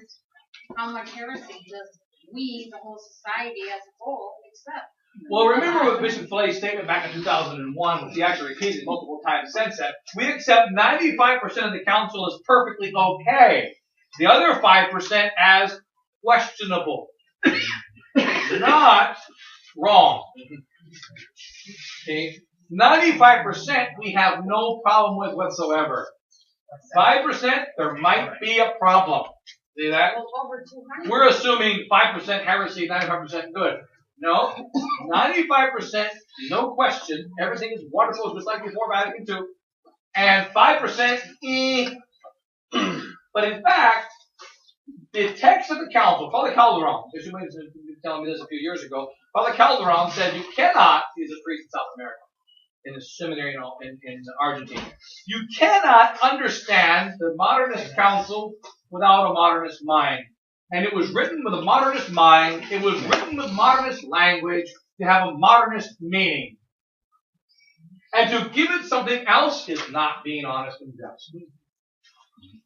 Okay? Well, that's the problem with the people that I know, relatives, where they're telling me that they accept, because they still attend the society, they are now repeating that very same thing, saying, well, there's nothing wrong with the council. Bishop Lee, the society accepts 95% of the council. That means 95% is okay.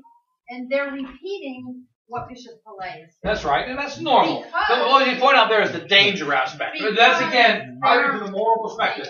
And from the moral perspective, which is what Father Rowe's primary perspective is, you can see it's very, even from this moral perspective, it was legitimate for him to do what he did. But I would say that it was almost like a personal legitimate thing, whereas our argument is that it's more than a personal legitimate thing. It's deeper than that. It's not a case of just priests who are going mad headlong into Rome when they shouldn't be, modernist Rome when they shouldn't be, but it's a deeper problem, which is that the priests and that the official position of the society has accepted essentially modernist Rome. You see what I mean? And I can point to the documents, right? I mean, I understand that it's hard to accept it because the consequences are challenging, right? And we shouldn't lightly accept that. Shouldn't lightly accept it, right? But, yeah. But, John, I understand everybody's position is a little bit different, and I applaud you for bringing your statements. I really do. Yeah, it's good. For my own family, it was really difficult as the head of the family to say, we're not going to go to Mass on Sunday. It was extremely difficult. I was raised that you go every Sunday. I understand that.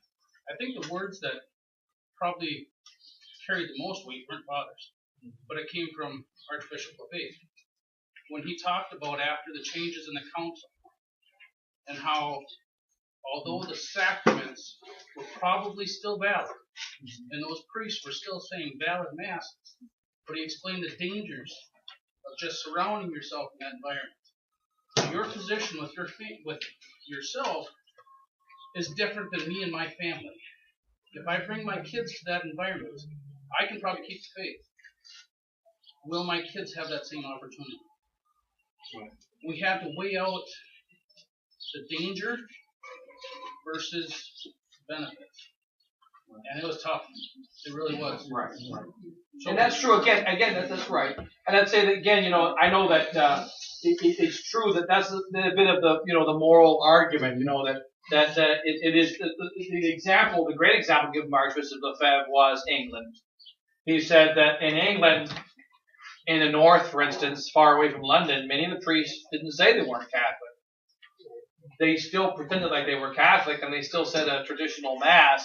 But after 50, 100 years, 100% of those people that didn't fight lost the faith. And you see, and so at what point do you raise your hand and fight? Well, it's true that that's the great danger. That's the danger aspect. So you could say, I would say, father-in-law, even though he does not bring up directly the doctrine in the same way that I wish that he would, he does still argue very well that, look, this is a danger to my faith and the danger to the faith of my sheep. And he's right. And even from the argument of danger, it's a sufficient reason to say, I'm sorry, but I can't go along with this anymore. It's just that it's not, it doesn't seal the fight. You see what I mean? It doesn't, it's like we're talking about Mass on Sunday. We could argue for 1,000 years because there are exceptions. No, this is not an exception. Well, no, that is an exception. And then we could write 50,000 pages of why this is an exception and 50,000 pages of why it's not an exception. And we could have a big debate and see, you could go on forever. You see what I mean? When you argue from the moral perspective. That's why we got to step back. That's why in the end it's safer to step back and say, look, forget the moral perspective. When you say a different faith, all bets are off. Bang. You see? But yes. Yeah. About having to go to Mass on Sunday. Yes, the third commandment is that you keep Sunday holy. But Father has spoke on this, and he has a licentiate in canon law. He said that the church cannot force you to do something that it does not provide for you. So if the church is not providing a Catholic priest that has the faith to give you the sacraments, then you are not obligated to go every single Sunday. You keep your Sunday holy, you say your rosary, and you go and you read from your missal. Read the gospel and the epistle. I've heard all that. The point is, I just don't believe that I have the authority to make a decision that priest doesn't have the faith, even though he's doing what he's paid to do and he's doing what he was taught to do, and I don't see anything that he's doing that's wrong. I've got to speak. So, no. You're trying to make it short on me. I was raised in the same era as this man. Yeah. And we were told we had to go to church. Okay. I tried. So I was forced to do that in Nova Sorrow for 30 years. Right. Yeah. And when the Archbishop said that you will lose your faith, she and I, a little bit here, a little bit there, we started accepting this and we started accepting that and we started accepting this through those years. That's right. And then when we got to the SSPX, they started reminding me of the religion that I was taught when I was young, and we said, hey, this stuff is all wrong. Right. So the bishop is right, Archbishop is right. If you go to that mass, if you go to a mass that these people aren't in the same sync as the Catholic faith, you're going to lose your faith. Right, and that's the same thing that We came close. saying, right? We came close. You're bringing up the same essential point, right? And that it's true that you when you surround yourself, you endanger that faith. And what happens? You put yourself in danger. Those who live in danger shall perish in it, right? Those who love danger shall perish in it. And that's true. That's true. For me, if you play with the pigs, you're going to be a pig. Right, yeah. You know, that's fine and good, but Father made the point, the essential part of it is grace. Right. None of us would be here. None of us would have left it. I would not have left the society. It's a grace. Right. And you get it when you get it. That's right. Take for instance, God gave you that grace after 30 years. You need to ask for it. You need to pray to the Holy Ghost and ask to be the truth. Yeah. You need to ask and pray for it, and God will give you the grace when it's your time. Right. It took us a year or two to finally leave the society because I could not leave the Mass. I went to daily Mass and went to benediction.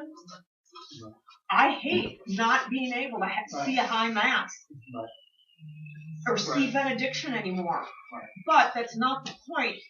And so we could go on and on giving you all these different things, but it's a grace and you just need to pray for it. Right.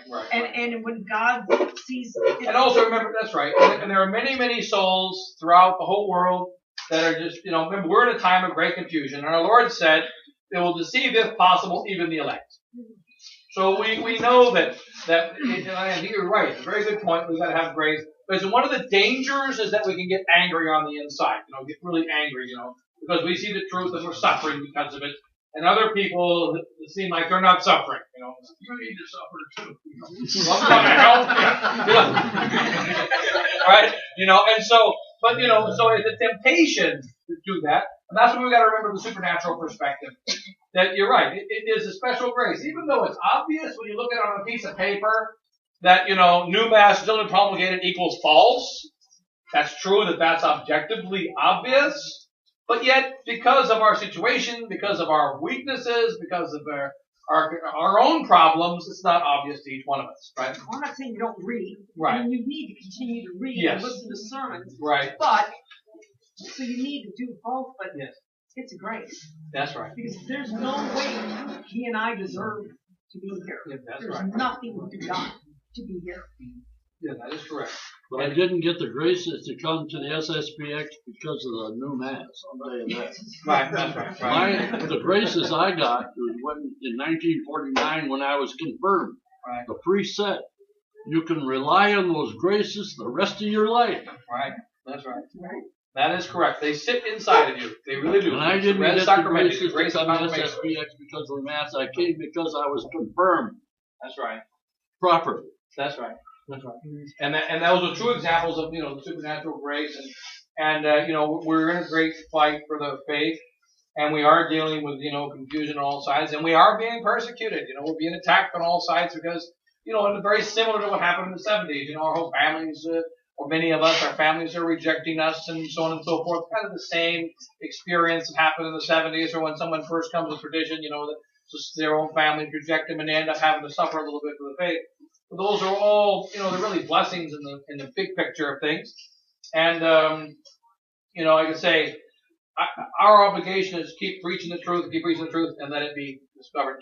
Father was just reading, what was the name of the Dominican, that sermon we were reading? You read it to me the other day, and we hadn't read it in the van yesterday.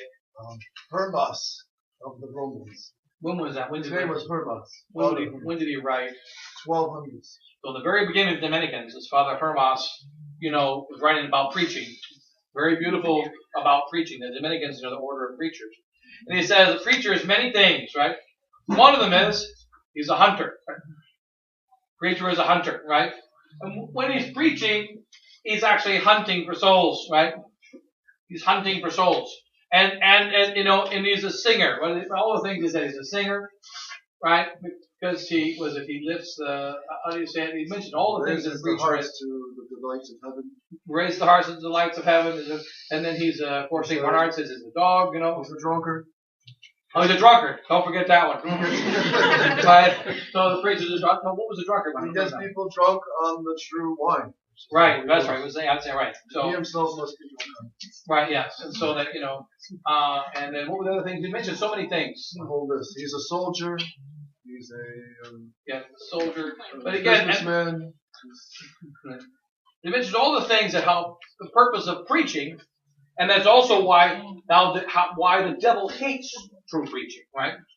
He hates it because it hunts souls, it defends the army of Christ, it barks like the dog, against the heresies, it watches protects the citadel of the church, and that's the reason why, for instance, in the gospel, they created the 7 deacons. He says we need the 7 deacons to wait at the table so we can do our principal work of preaching, at the apostles. And so, and that's why it's so important for us to continue preaching the truth. And also, like Bishop Sheen says, we can't pretend like we don't have it. One of the really good points Bishop Sheen makes, when you have the truth, don't act like you don't have it. You can be nice to people that don't have it.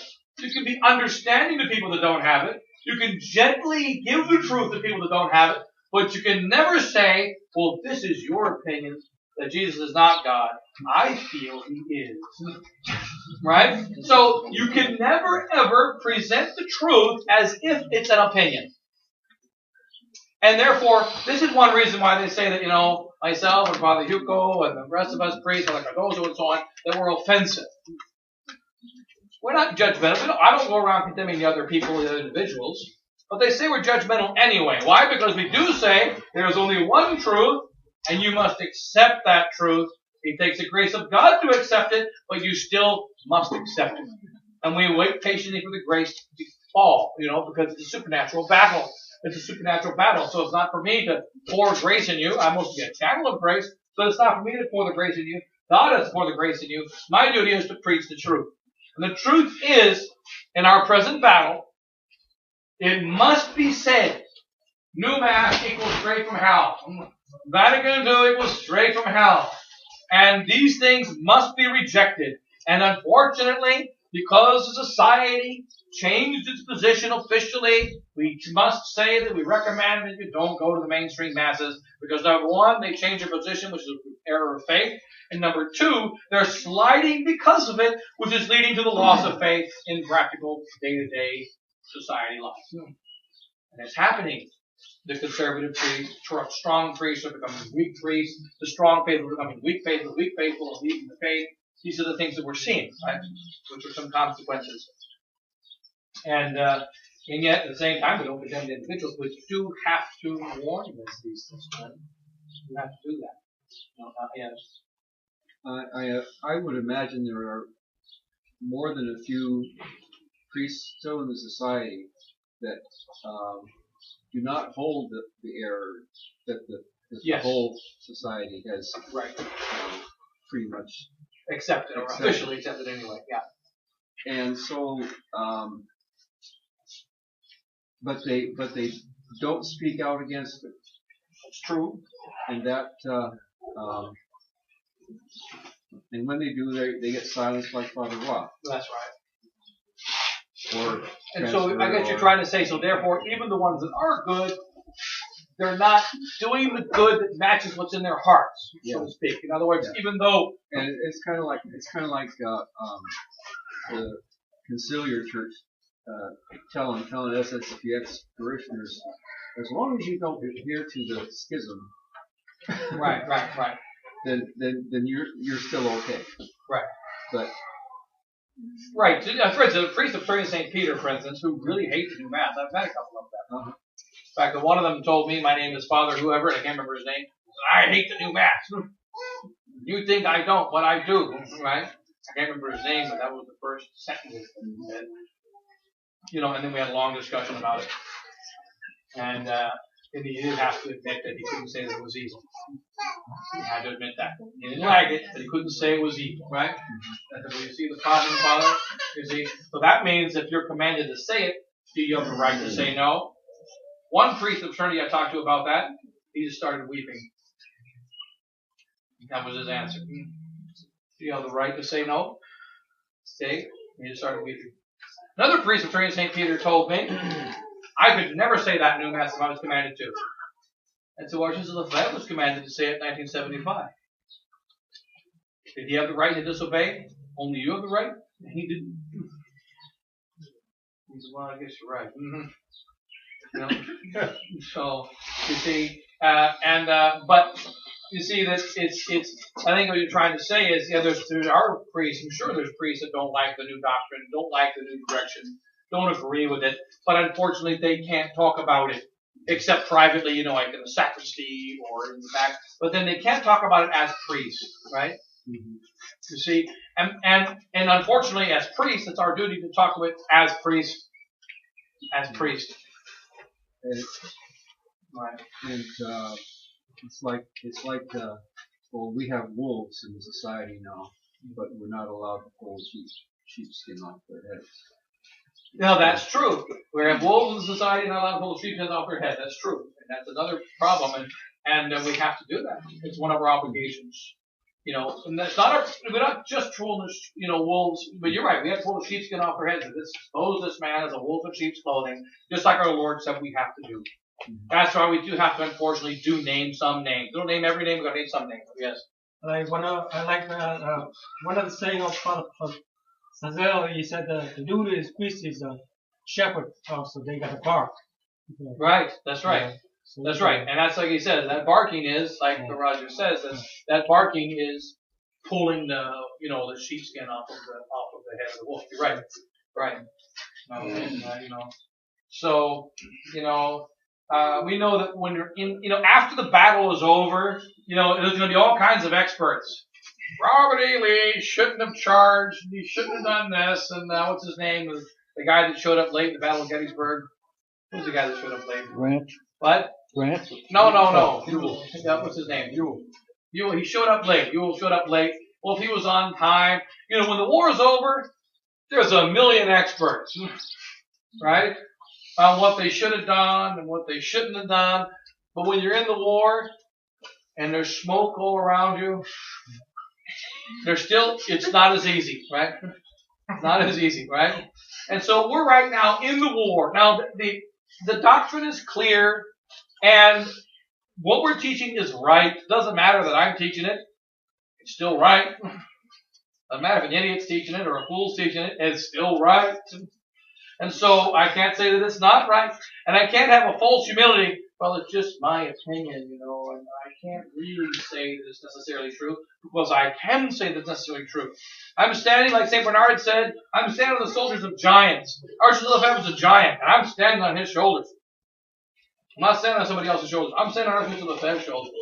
And he was a giant, but he was not that big of a giant, because he was standing on St. Bernard's shoulders. He was standing on, the apostles' shoulders. He was standing on the shoulders of a lot of saints. So that's a real solid foundation that I'm standing on. And so when I stand on the shoulder of Archbishop Lefebvre and say what he said, who stood on the shoulders of St. Pius X, who stood on the shoulders of St. Pius V, all the way back. That's the solid shoulders to stand on. And that's why St. Bernard says beautifully in his letter 77, that I see far, because I stand on the shoulders of giants. And he mentioned St. Augustine and St. Ambrose. He mentioned that letter. And so you can't see because you're very short. He says Zacchaeus was very short. His eyesight wasn't very good. When he climbed into a tree. And therefore our Lord said, come down, Zacchaeus, and he stayed in his house. So we stand high because we stand on the shoulders of giants.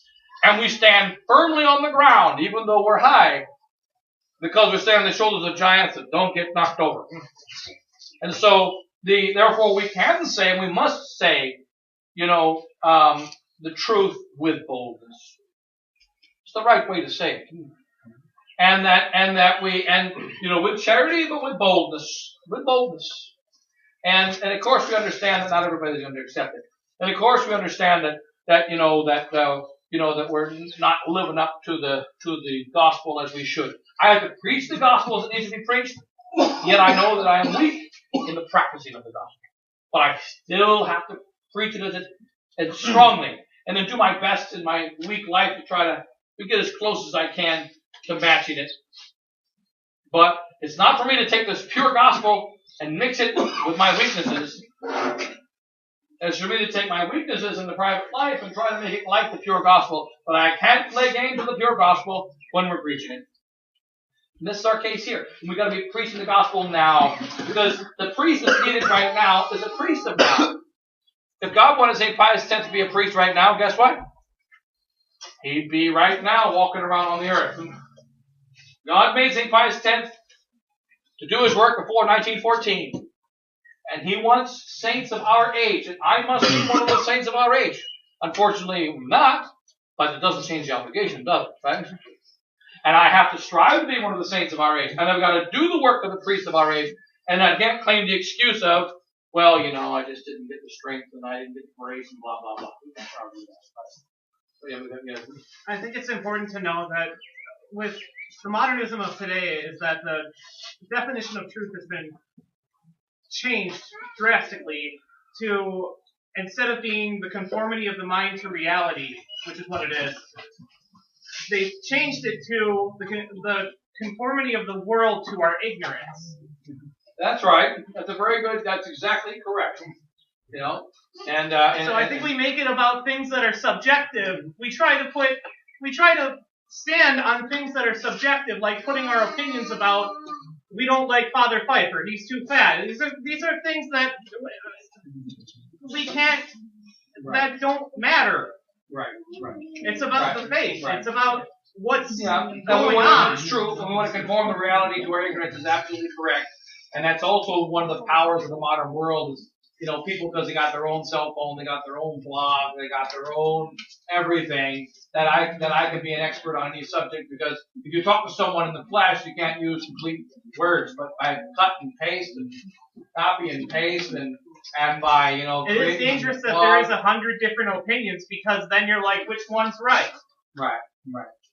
So it does cause confusion. I agree. Yeah, and that's why, again, like the line is saying, it's the grace. We can't get around that it takes grace. Yeah. It's good. We'll have to close here in a minute, but because it is an important battle, our battle of the faith, and and it's good to see that there's more priests slowly coming into the picture. There's more faithful coming slowly into the picture. And yet, of course, unfortunately, there is still some confusion amongst them. And we've got to expect that. And our Lord explained that quite well as well. He said, when the shepherd is smitten, the sheep are going to scatter. And I have prayed for you, Peter, that when you be converted, strengthen the brethren. So we're just waiting for that. But we don't wait with a kind of false quietism, which is, there's nothing I can do, so I'll just wait for better time. I'm not the Pope. I can't consecrate Russia, so don't bother me. That, of course, is very wrong. But we don't want that. We have to fight for the truth. We have to pray for the Pope to obey Russia, heaven. But we have to and yet recognize that it's going to be for heaven to make that change. Make the Pope obey Russia. Obey a lady, consecrate Russia, etc. And that until then, the sheep are going to scatter. But I don't want to help them scatter. I want to pull as many together as possible. And we have to try to do that. And God will allow some success. He won't allow a total failure, right? He'll allow some pulling together. He'll allow some souls to come together. And they are throughout the world. We've got battle casualties in the battle, but they are coming together throughout the world. And like this little bitty meeting here is an example, right? Right? Weekend of the Sacred Heart, Weekend of Ordinations down in Winona and so on, somehow happen to be that way. And then, we'll get the victory there. So, in any case, we're going to close with that. But, what do the Minnesotans think about the, yeah? Father, does everyone know Mass at 5:30? Right, I didn't mention. I'm going to say Mass at, well, first we'll have Rosary, Father's going to give another conference at 4:45 on that. Right. Okay, so Father's going to give another conference here. In a little while, a little break. I'm going to say Mass. I know I think a few people didn't make it to Mass. I think a few didn't anyway. So I'm going to say Mass down there at 5:30. And then also, we'd have the Rosary up here at the same time. I think that's at 5:30. 5:30 is our normal time for the Rosary. Yeah. I got one quick question. Yeah. In this stage of the battle, is it apostolic for you society priests, like this priest that just wrote this letter, and some of the others that I know of? who just now, I'm going to find a group of faithful. I'm going to be their priest. I'm not going to do what Archbishop Lefebvre set up as part of your. It's part of our statutes, kind of, yes. Your statute. Yeah. You're a society priest. I'm not a society faithful. Right. You know, I'm not obligated to the statutes that you are. I'm a Roman Catholic, which you are too, but you belong to that a organization, fraternity order. Yes. Now, are we in the battle now where it's okay for these priests, like if this priest here decides to, I'm just going to take my flock and I'm doing nothing more. I'm not going to get on the plane and fly around and do what you're doing. Well, I argue the same as like what Father Hugo says, is that Father Hugo. To me, it's not apostolic. That's but right. Is it at this stage of the game? I would say no. My argument is like Father Hugo, that if you're a society priest, you need to do what society priests do. You know, I wanted to be a priest, but I did not want to be a traveling priest. I did not want to be a roaming apostolic priest. I wanted to be in the same parish all my life until I died. In fact, I even thought it was going to happen at one point, because when I walked into the Denver parish, it was my first parish, even though we're traveling, I traveled to Denver. And I said, Lord, let me be here for at least 10 years. And I had this feeling that it would really happen. And it did. I was there 11 years. Right? Feeling. It was a feeling. It was nothing more than a feeling. Okay, yeah. And so, right. Okay. Feeling should not be your indicator. No, but we finished. But I really wanted to stay. I wanted to be there all my life, right? In Denver, Colorado, right? You know, and Denver and Fort Collins, right? And that was my desire. And I didn't want to be going all over the place. I wanted to work on converting the people of Denver and Fort Collins, and et cetera. And that was it. Didn't work out like that. But I did stay there for 11 years. And, what do you call it? And I knew also I'd have to travel. I didn't like the idea of traveling. And, but that's what I'm a society priest. So of course I got transferred, and then I got sent over to Asia, and, you know, et cetera. And now I see clearly the hand of divine providence, you know, post facto, you know, after the fact. Very clear that it was divine providence that arranged things that way, right? You know, and so, but I figure I'm a society priest. I believe I still have an obligation to be a society priest, which means on the road, responding to the call of faithful, right? And you know, not settling down. Like I do believe that when Father Bolduc contacted me, it was actually a temptation. When Father Bolduc came to me and said, take over my parish of 500 people. There's 4 parishes. You can take them over and just give them Mass every week. I said, well, Father, I'd like to help take over your parishes, but other people are calling me. We're in a crisis right now of a global nature. I can't just take care of your parishes. It's right before you died, you know, in 2012. And I said, I can't just take over your parishes. I'll try to come and help. I think God will send me someone to be able to take over your parishes. I believe He will, but I can't guarantee it, but I do believe He will. And they said, well, I need someone to take over the parish, right?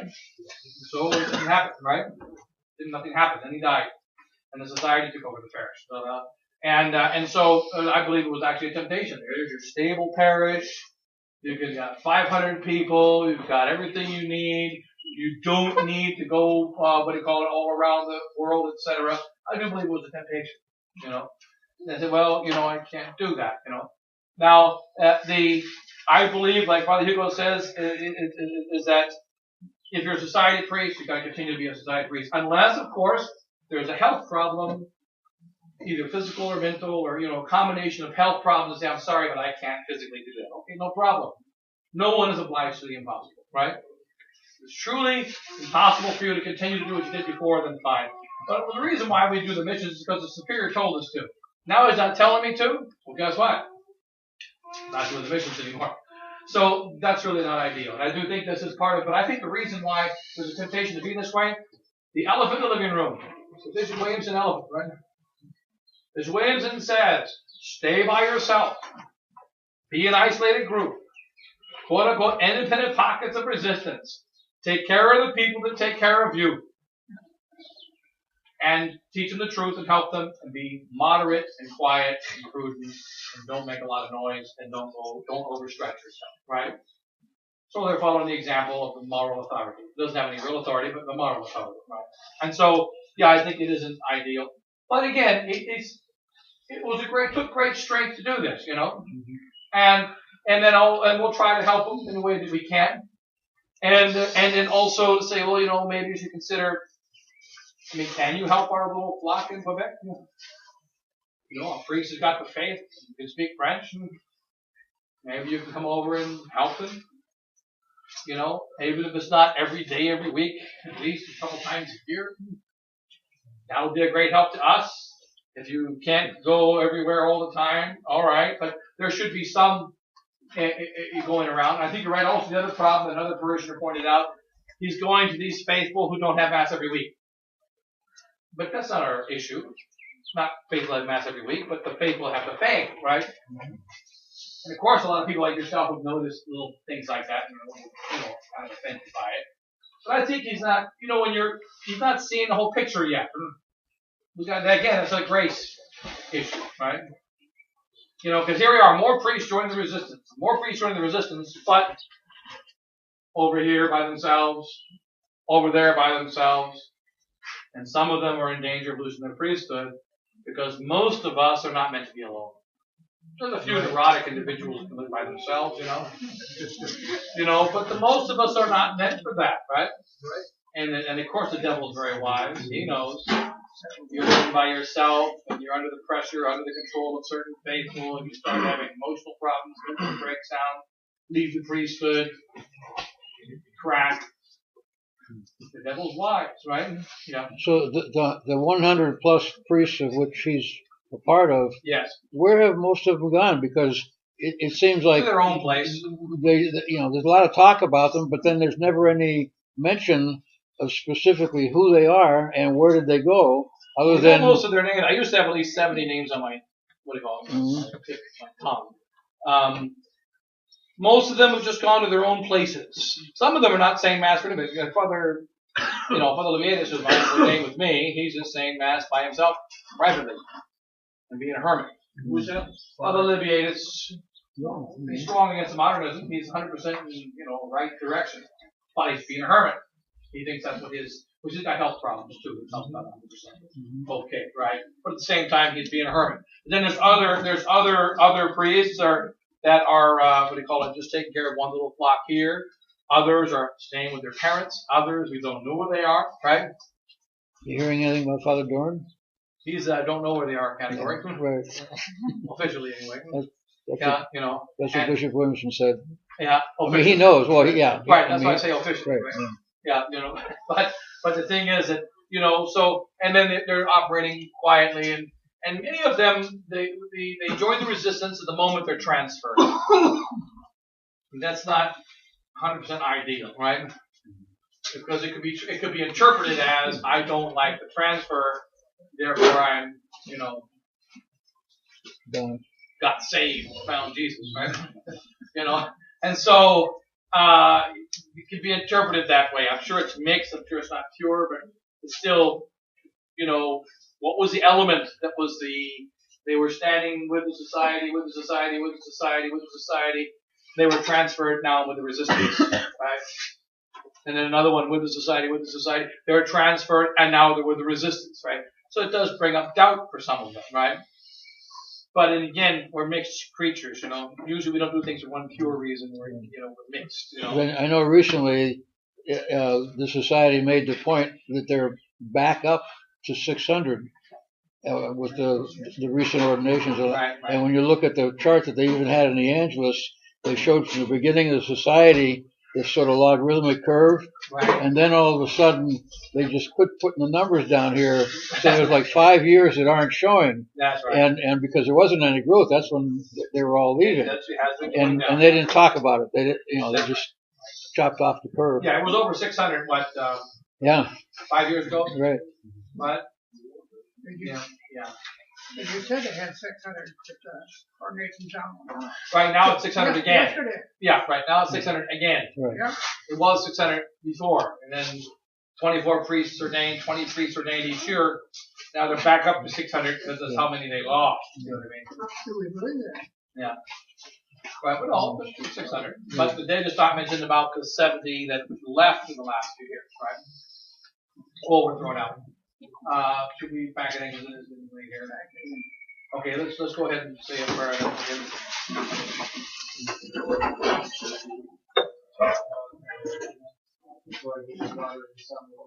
it was in the beginning, is now, and ever shall be. Pray for us. Pray for us. Victory. Pray for us. Pray for us. Pray for us. Pray for us.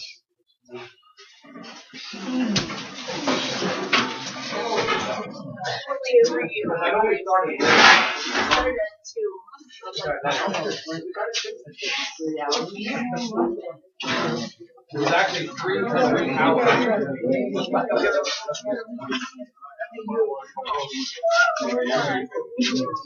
You were late.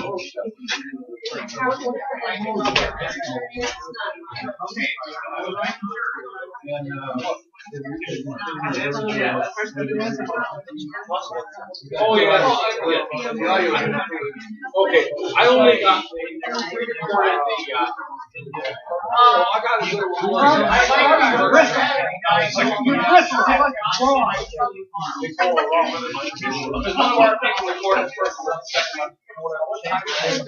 I'll give you the authority.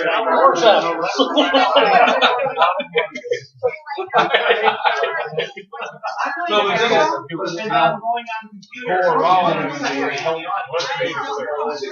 the thing is, go around and I was just wondering if that would be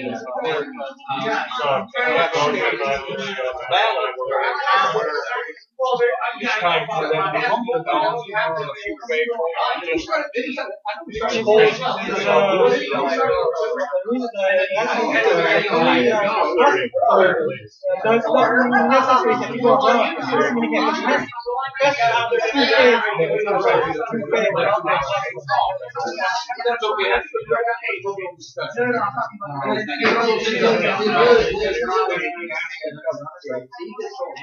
Okay, well then it's all right. It's important to him, right? No, but he was emotional. He was saying a factual thing.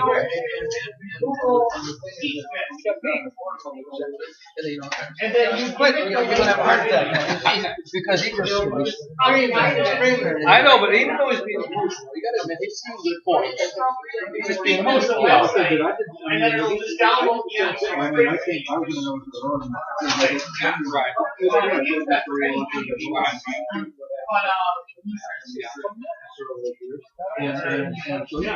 Also, convert, just Google, it'll be the first result, convert files, convertfiles.com, or whatever, that's another one you can use, and you can upload videos, and then you'll tell exactly. He says if you're not a member of the society. Tell the truth. I gotta remember, according to the canon law and the divine moral law, I remember. Yeah, they do. What comes first, he's the boss. No, not true. No, not true. Because God is the boss, right? And the church is over Bishop Glenn. He's a priest of Bishop Church. He's not just a priest on his own. He has to follow the law of the church. So remember, there's provisions for this in the law called Code of Canon Law, right? When he breaks the Code of Canon Law, his decrees are null and void. That's simple, right? Yeah. He broke every decree. No, not true at all. Not true.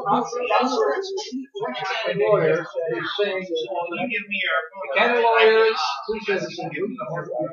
Okay. Sorry, Capello. What do you call it? I know. Oh, yes. There are plenty of situations, tons of them, where a superior unjustly convicted on subject. Thousands of them, right? Oh, yeah, it happens all the time. People are still people, right? That's why the church has laws. The superior can't just do whatever he wants. That's why the church has those laws, right? Skype has, it has like video laws, but it also has like you can just chat back and forth without, you can just type stuff, just back and forth. You just have to have obviously this is social What? valid by law, right? I don't know. So when I was in school, it was valid by law. Send instant messages and it'll just text. You can choose to do text or you can choose to do calls where you talk to people. Which is just like between accounts, so you talk via computer. You don't have to call someone on the phone then. I mean, it's nice. Yeah. You can do video calling on there too. John, I'm gonna write a letter. I have been doing camera. Okay, all right. And we're gonna to help you.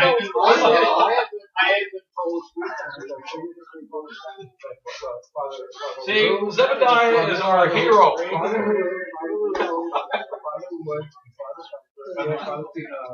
Yeah, all called me specifically for that because what I've been doing is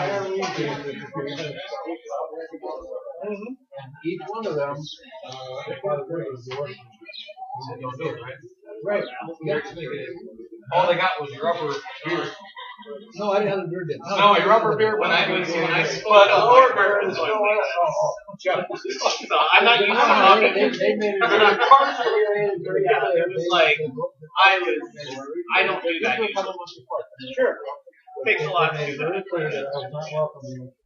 Thank you. I'm still doing it, but I haven't gotten the fourth one. See? Don't you realize you're breaking the law of the church by going to ordinations because you're not welcome there? Well, I didn't say that. You know what? Back to your point you brought up, what I'm going to tell you is, if you're still thinking it's a mortal sin, miss Mass on Sunday, then you better go because your catechism teaches you that for you it is. Right. It falls under the clause of reasonable doubt. I guess it reverses it. So who are you? K2OPG. Oh, no, I'm K2OPG. They came in on the way back. Oh, you been all the way over here. Well. What I wanted to ask you is, did you stop going to the new mass? Oh, I never go. Who I've been gave, going 20 years. I've been going who 20 years. gave, yes, but if somebody was in the new mass, say they were in Nova Scotia, what would you tell them about if there was no SSPX? Would you say for them to go to the new mass? If there's no other mass to go to, they're not going to do it. Hey, see, they're saying, well, the Saudi doesn't say it's God.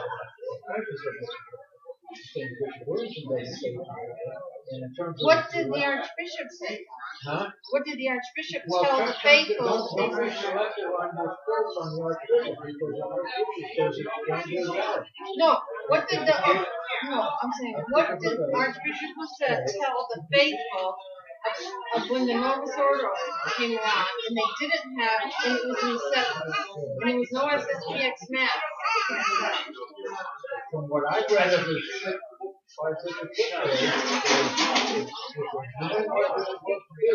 No, if they're not, if there's an altar, no, the Archbishop, what I've read in his open letter to the journey of the first journey, he said, do not go to the mass, stay home, if you're in this instruction further, if there's no mass, no Latin mass within an hour of you, then you're not, then you're not obligated.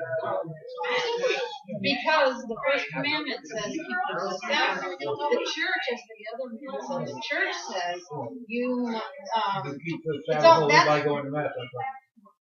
no, they didn't say no. If you're sick, you can still keep. Obviously, if you're a mother, you have 6 babies, probably go to church. But you can pray the rosary, and you kept the day home. And the Archbishop, when I first came to the society, and there wasn't a mass an hour with me, and I was told you are not obligated to make that long trip, which I did around again.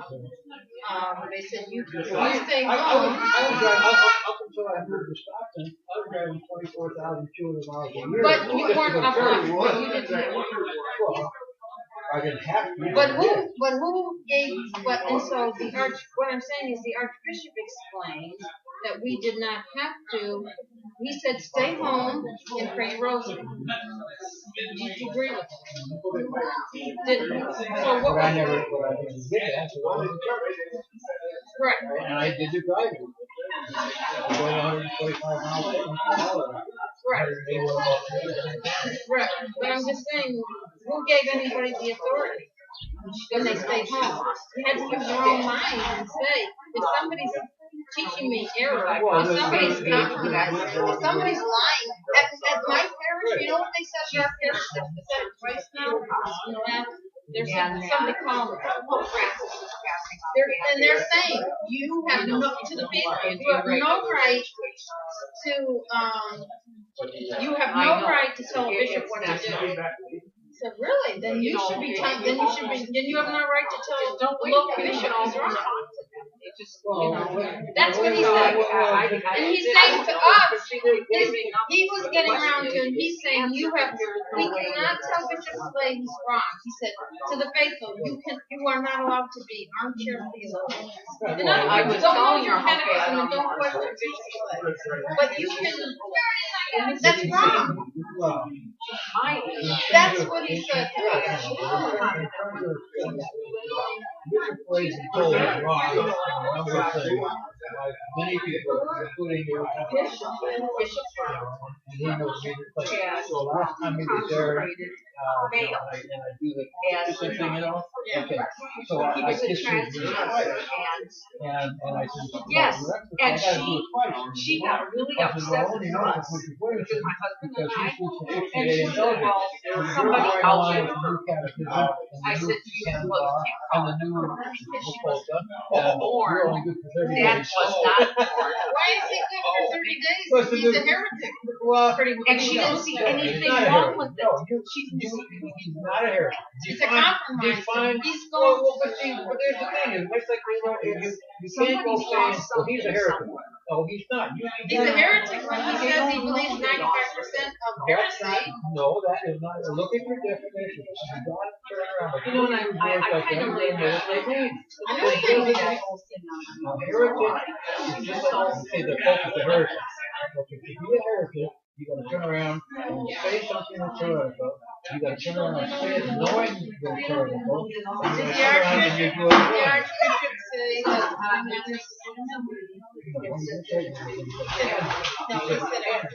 He said it can be valid. No, he said it can be valid, but he said it is illegitimate. Canon Hess says it's a systematic offense. It's a systematic. First off, I've gone through a whole bunch of Canon Hess recently. Okay. You can argue extremely well that Canon Hess is not in a traditional. Because he says that he's valid in what the Archbishop is valid. And it's the four bishops told him they will not bring it to do because he is valid. Right, okay. And he is legitimate. But you all the stuff that you tell me that in the last couple of months. I did. On Canon Hess. I did. And what I'm hearing, I don't care what the people. I'm going by you're not valid. I'm going. Ordained him was ordained in the new life. He wasn't. Okay, then Father Hess says that right on when he was alive. It's on. You can hear him on video. He said it was another video. He said it was He told me that it was instruction that he was ordained and St. Peter's in Rome. That's why he That's why he said it. right, but when he was ordained, it was after the new level of But they ordained him and they hold him. Okay, but what's ordained is the old right by and Yes, and he gives his name.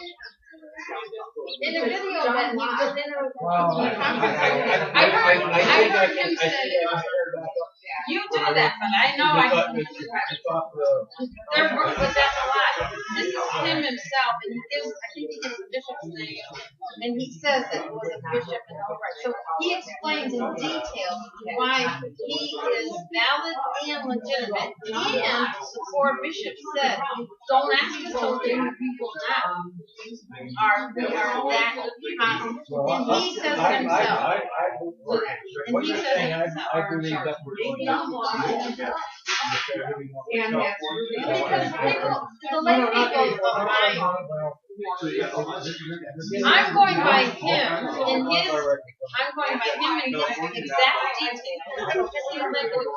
I know when he was in call or something like that, 15 years ago, him and another priest were together, and the one priest was ordained by the new bishop. Yes, I know who you mean. I know who you mean.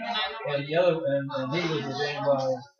Okay, man, sorry. Yes. Step into my holy office. I know what you mean. I know what you mean. But as far as he said, and he also in that same clause said, I was ordained in a systematic right.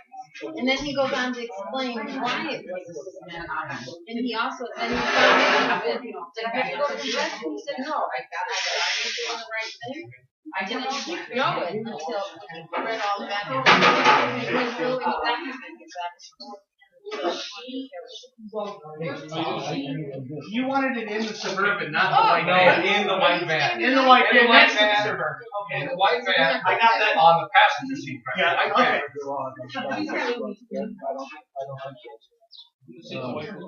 I'm gonna see if the white Oh, they're not here. No, they're not here. I just gave what I make One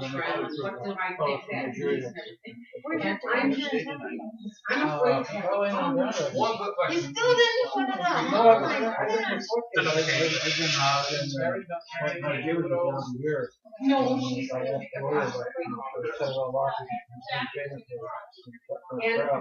and you know, just get it trimmed.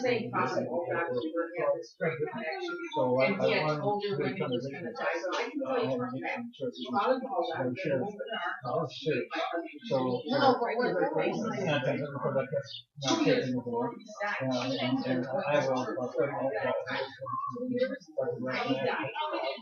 and now I've done, and I didn't have a house, but now I have a house next to me. So the distance from my house to that house is 35 feet. So I was 34 feet. All over and Here's what it could be. more This week you said it this way. and then I did get the and it's still in the living room in the box. Has been next week will be a year. I could have paid for it, but I don't have that. No such you can put it up. Oh yeah, but we got clubs and all that. God, I don't have clubs.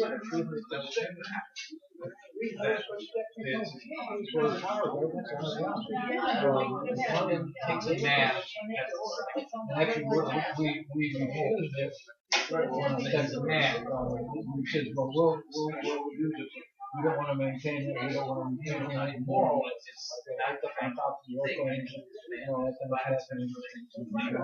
Now, so we've got another. You don't even get it. Oh, you can't even take out right. Right. Right, I understand. Your husband. Oh, I knew it. I just wondered if somebody That's like cleaned it up. 1%. Well, the thing I've gone out there and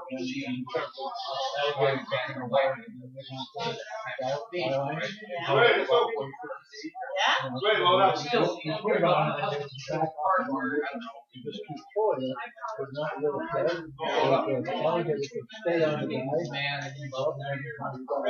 so you feed it, it's a 1 ounce grounded, 2 grounded and 5. So we got one guy, he used he's on the second floor, he's in an apartment, the second floor, and he reaches out his window and comes down to the gutter, and he goes around the world. Yeah, well, whatever it is, it's on the work.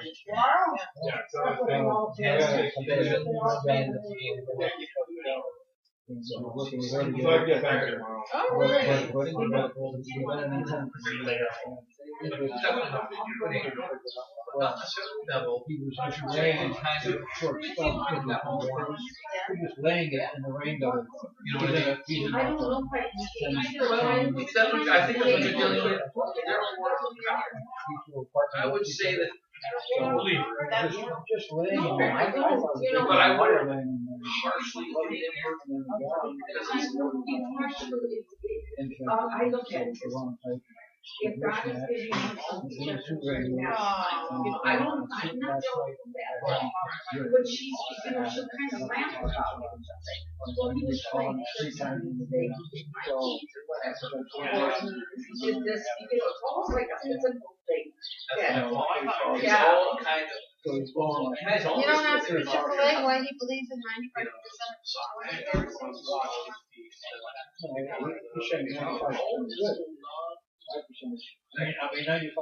No, he said, we believe, you gotta listen to his words. We believe, we accept 95% of that. He accepts he's accepting 200, he's accepting 95% of 200 heritage. So you condemn it? No.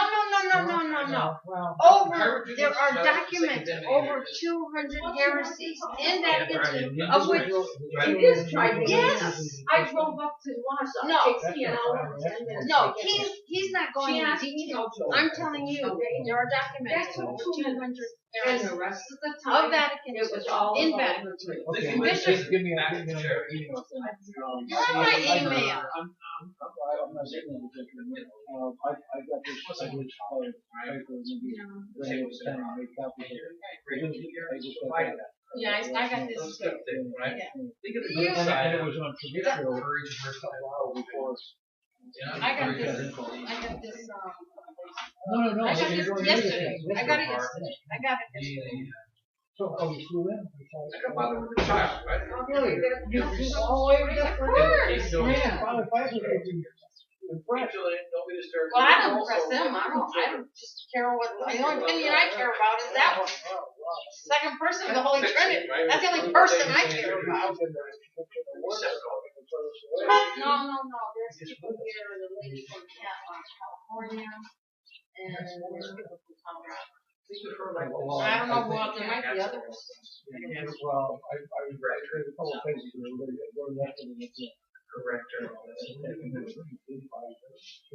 I'm it's the last one. And 4,500, 5,000 people.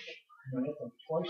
There's that many useful idiots. Well, the thing is, there's like last year, we're actually and the year before that. Yeah. Right. And you know what they Well, there was much less than It doesn't matter. They well, don't the really care things about. weren't that. It doesn't really They matter. weren't that involved a couple of years ago. You just. The people now, they don't even know what, those people don't even know why the tradition happened. I've asked them, why do you tradition have, do you know what tradition Catholic means? Well, there's a lot of them that are not. I mean, boy, the short verses here. Like here, I mean, way above the knee. Many spiritual. And yes. Because the society, if you go to St. Mary's, St. Mary's, they're wearing pants, they're wearing shorts. Yes, it's a mess. And why? Because the Roman told it, they say nothing.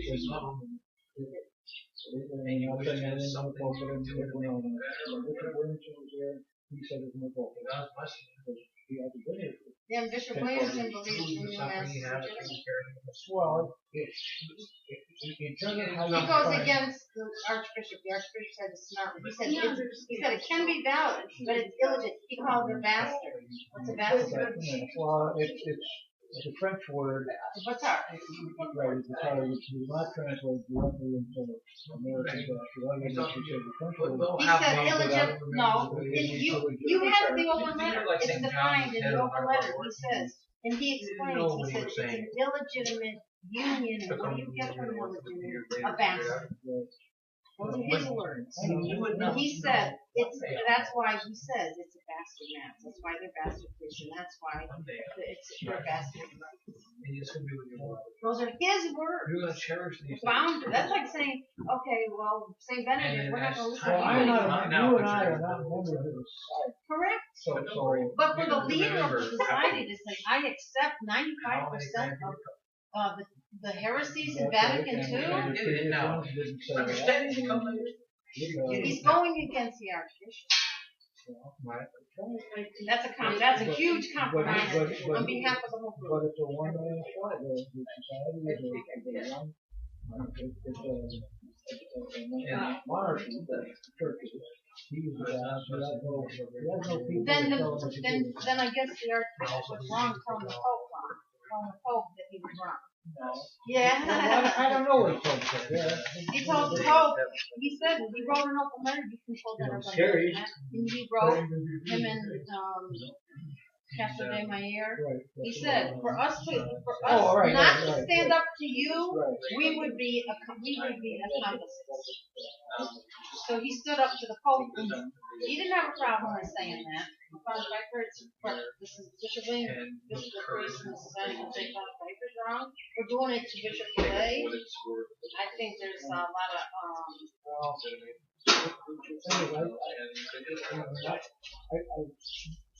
I was one year this in South Africa.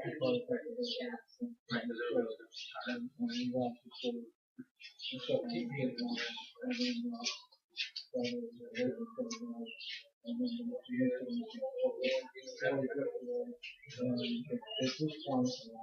they were a big family.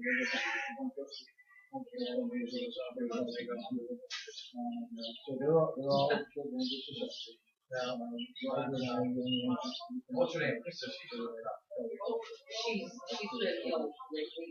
And but the rest of them, the wife turned around and wrote a letter didn't get an answer from them. He couldn't push on them. So he's a whole new just a little yesterday. So I can tell you because Feel a little depressed. well, I was raised. I just don't know. I know, but when I've got relatives that are saying to me, they're hearing it from the pulpit. And as I was saying, you still get Vatican II in the light of tradition. Just not real happy. Sometimes, but you know where they're getting it? And you know what? 20 years ago, they were saying the light of tradition is wrong, but now they're being embraced. You know what they said, John? You know, when the first right now, was just done in love the 60s and 70s by Rome, that was the biggest victory of the devil. Now the last victory to make is society, and then they go. Well, maybe all the set of accountants ones will be the survivors, and that'll be the one that stays. But they're heretics. I mean, they're in schism. I'm sorry, you're right. They're in schismatics. They're in schism. So they're wrong too. So I don't go. But you know what? I mean, the bottom line going so long is stuff that's in the wilds right. So there may be a pope in 5 or 10 or 20 years from now that says, "Yep, all them guys are lost." They can be wrong, but that doesn't mean that people that included the priest that I took 5 sprays of their remedy, and I think, the priests who pray for the Pope now for the last 6 months. Rescue remedy was that? They're not wrong. So that has you just spray it in your mouth. It's like, and that doesn't make this. Yeah. So although the Sedevacantist, they're in schism. So they have no graces. They're cut They're coming off the church. We say they've got no grace. I just really don't. If you're systematic, you get no grace. The society is saying Okay, weapons of bliss. Weapons of wrath of God. So they maybe you take your. one of the questions I asked them was, nobody I was suggesting a possession. Yeah, that's fine. That's fine. Yeah, I think it's good.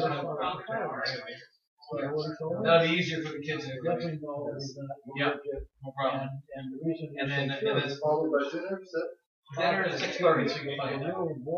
It'll take you like an hour to gather them. And then after you gather them up with the rosary,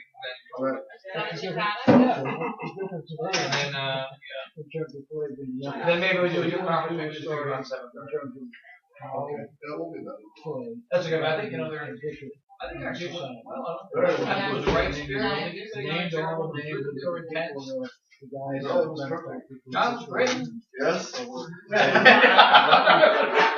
I didn't want to do No, you're doing great. It was clear, like the thing you said, conforming the world to our ignorance. It's perfect, right? Maybe it's because you got personal knowledge. I've seen so many stupid opinions. I have read so many stupid opinions that it's like, yeah, well, you were the hero today, Zebediah, saved today. I don't think so. Oh, you kept the fire going. This is another hand. See this guy, when did you come here? When did I come to seminary? 20 years ago. Because it wasn't my second, I was still a seminary, right? No, you were just out. So I was already ordained, that's right. Yeah, you were already ordained. 20 years ago. But it was shortly after I was ordained. Right. Yeah. You were ordained what, 92? 94. 94. You came like 95. I came in. Anyway, feel up. Oh, no, so this is I got a shovel ready to bury. All I want is some of that blackberry brandy. Oh, well, bring your bottle next time. Oh, you know what about the blackberry brandy thing I found out? Last time when Mr. James was up there, I get you were alone and we're just having a drink through it, So I'm asking you, actually, guys, I know you're a gentleman and all that. Do you really like blackberry brandy or would you prefer something else? And he says, really the truth? And I said, of course. I said, I can take it. So we've been pushing blackberry brandy. He didn't like it. He was just having it because that's what Greg Jared had last time. And every time we go over, it's terrible, but the thing is, I like having it anyway. Oh, yeah. Well, I got some good Polish stuff I'll bring you. Oh, okay. Not Polish blackberry brandy. Really? Yeah. It's sort of bitter. We always had blackberry brandy. It was medicinal in my house. Of course. Is it kind of a thing? Blackberry brandy? Yeah. No, well, to me, it was amazing. Oh, okay. Cooling off compared to early morning. Temperature. That means maybe he's not going to rain. Now, are you? This is Roger. Roger. My buddy, Roger's runner.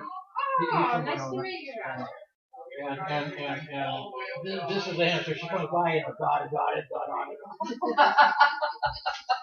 I got I was gonna do da. Do you have the sound? Do you have that song, the soundtrack from dot it? No. For you? Oh, you got it here. Listen. Song? Yes. Yes. You got it? Yeah. Oh, you brought your computer? Yeah. Oh, funny. I got to turn this off. I got to stop this. This is. What are you using? Is it Audacity? Oh.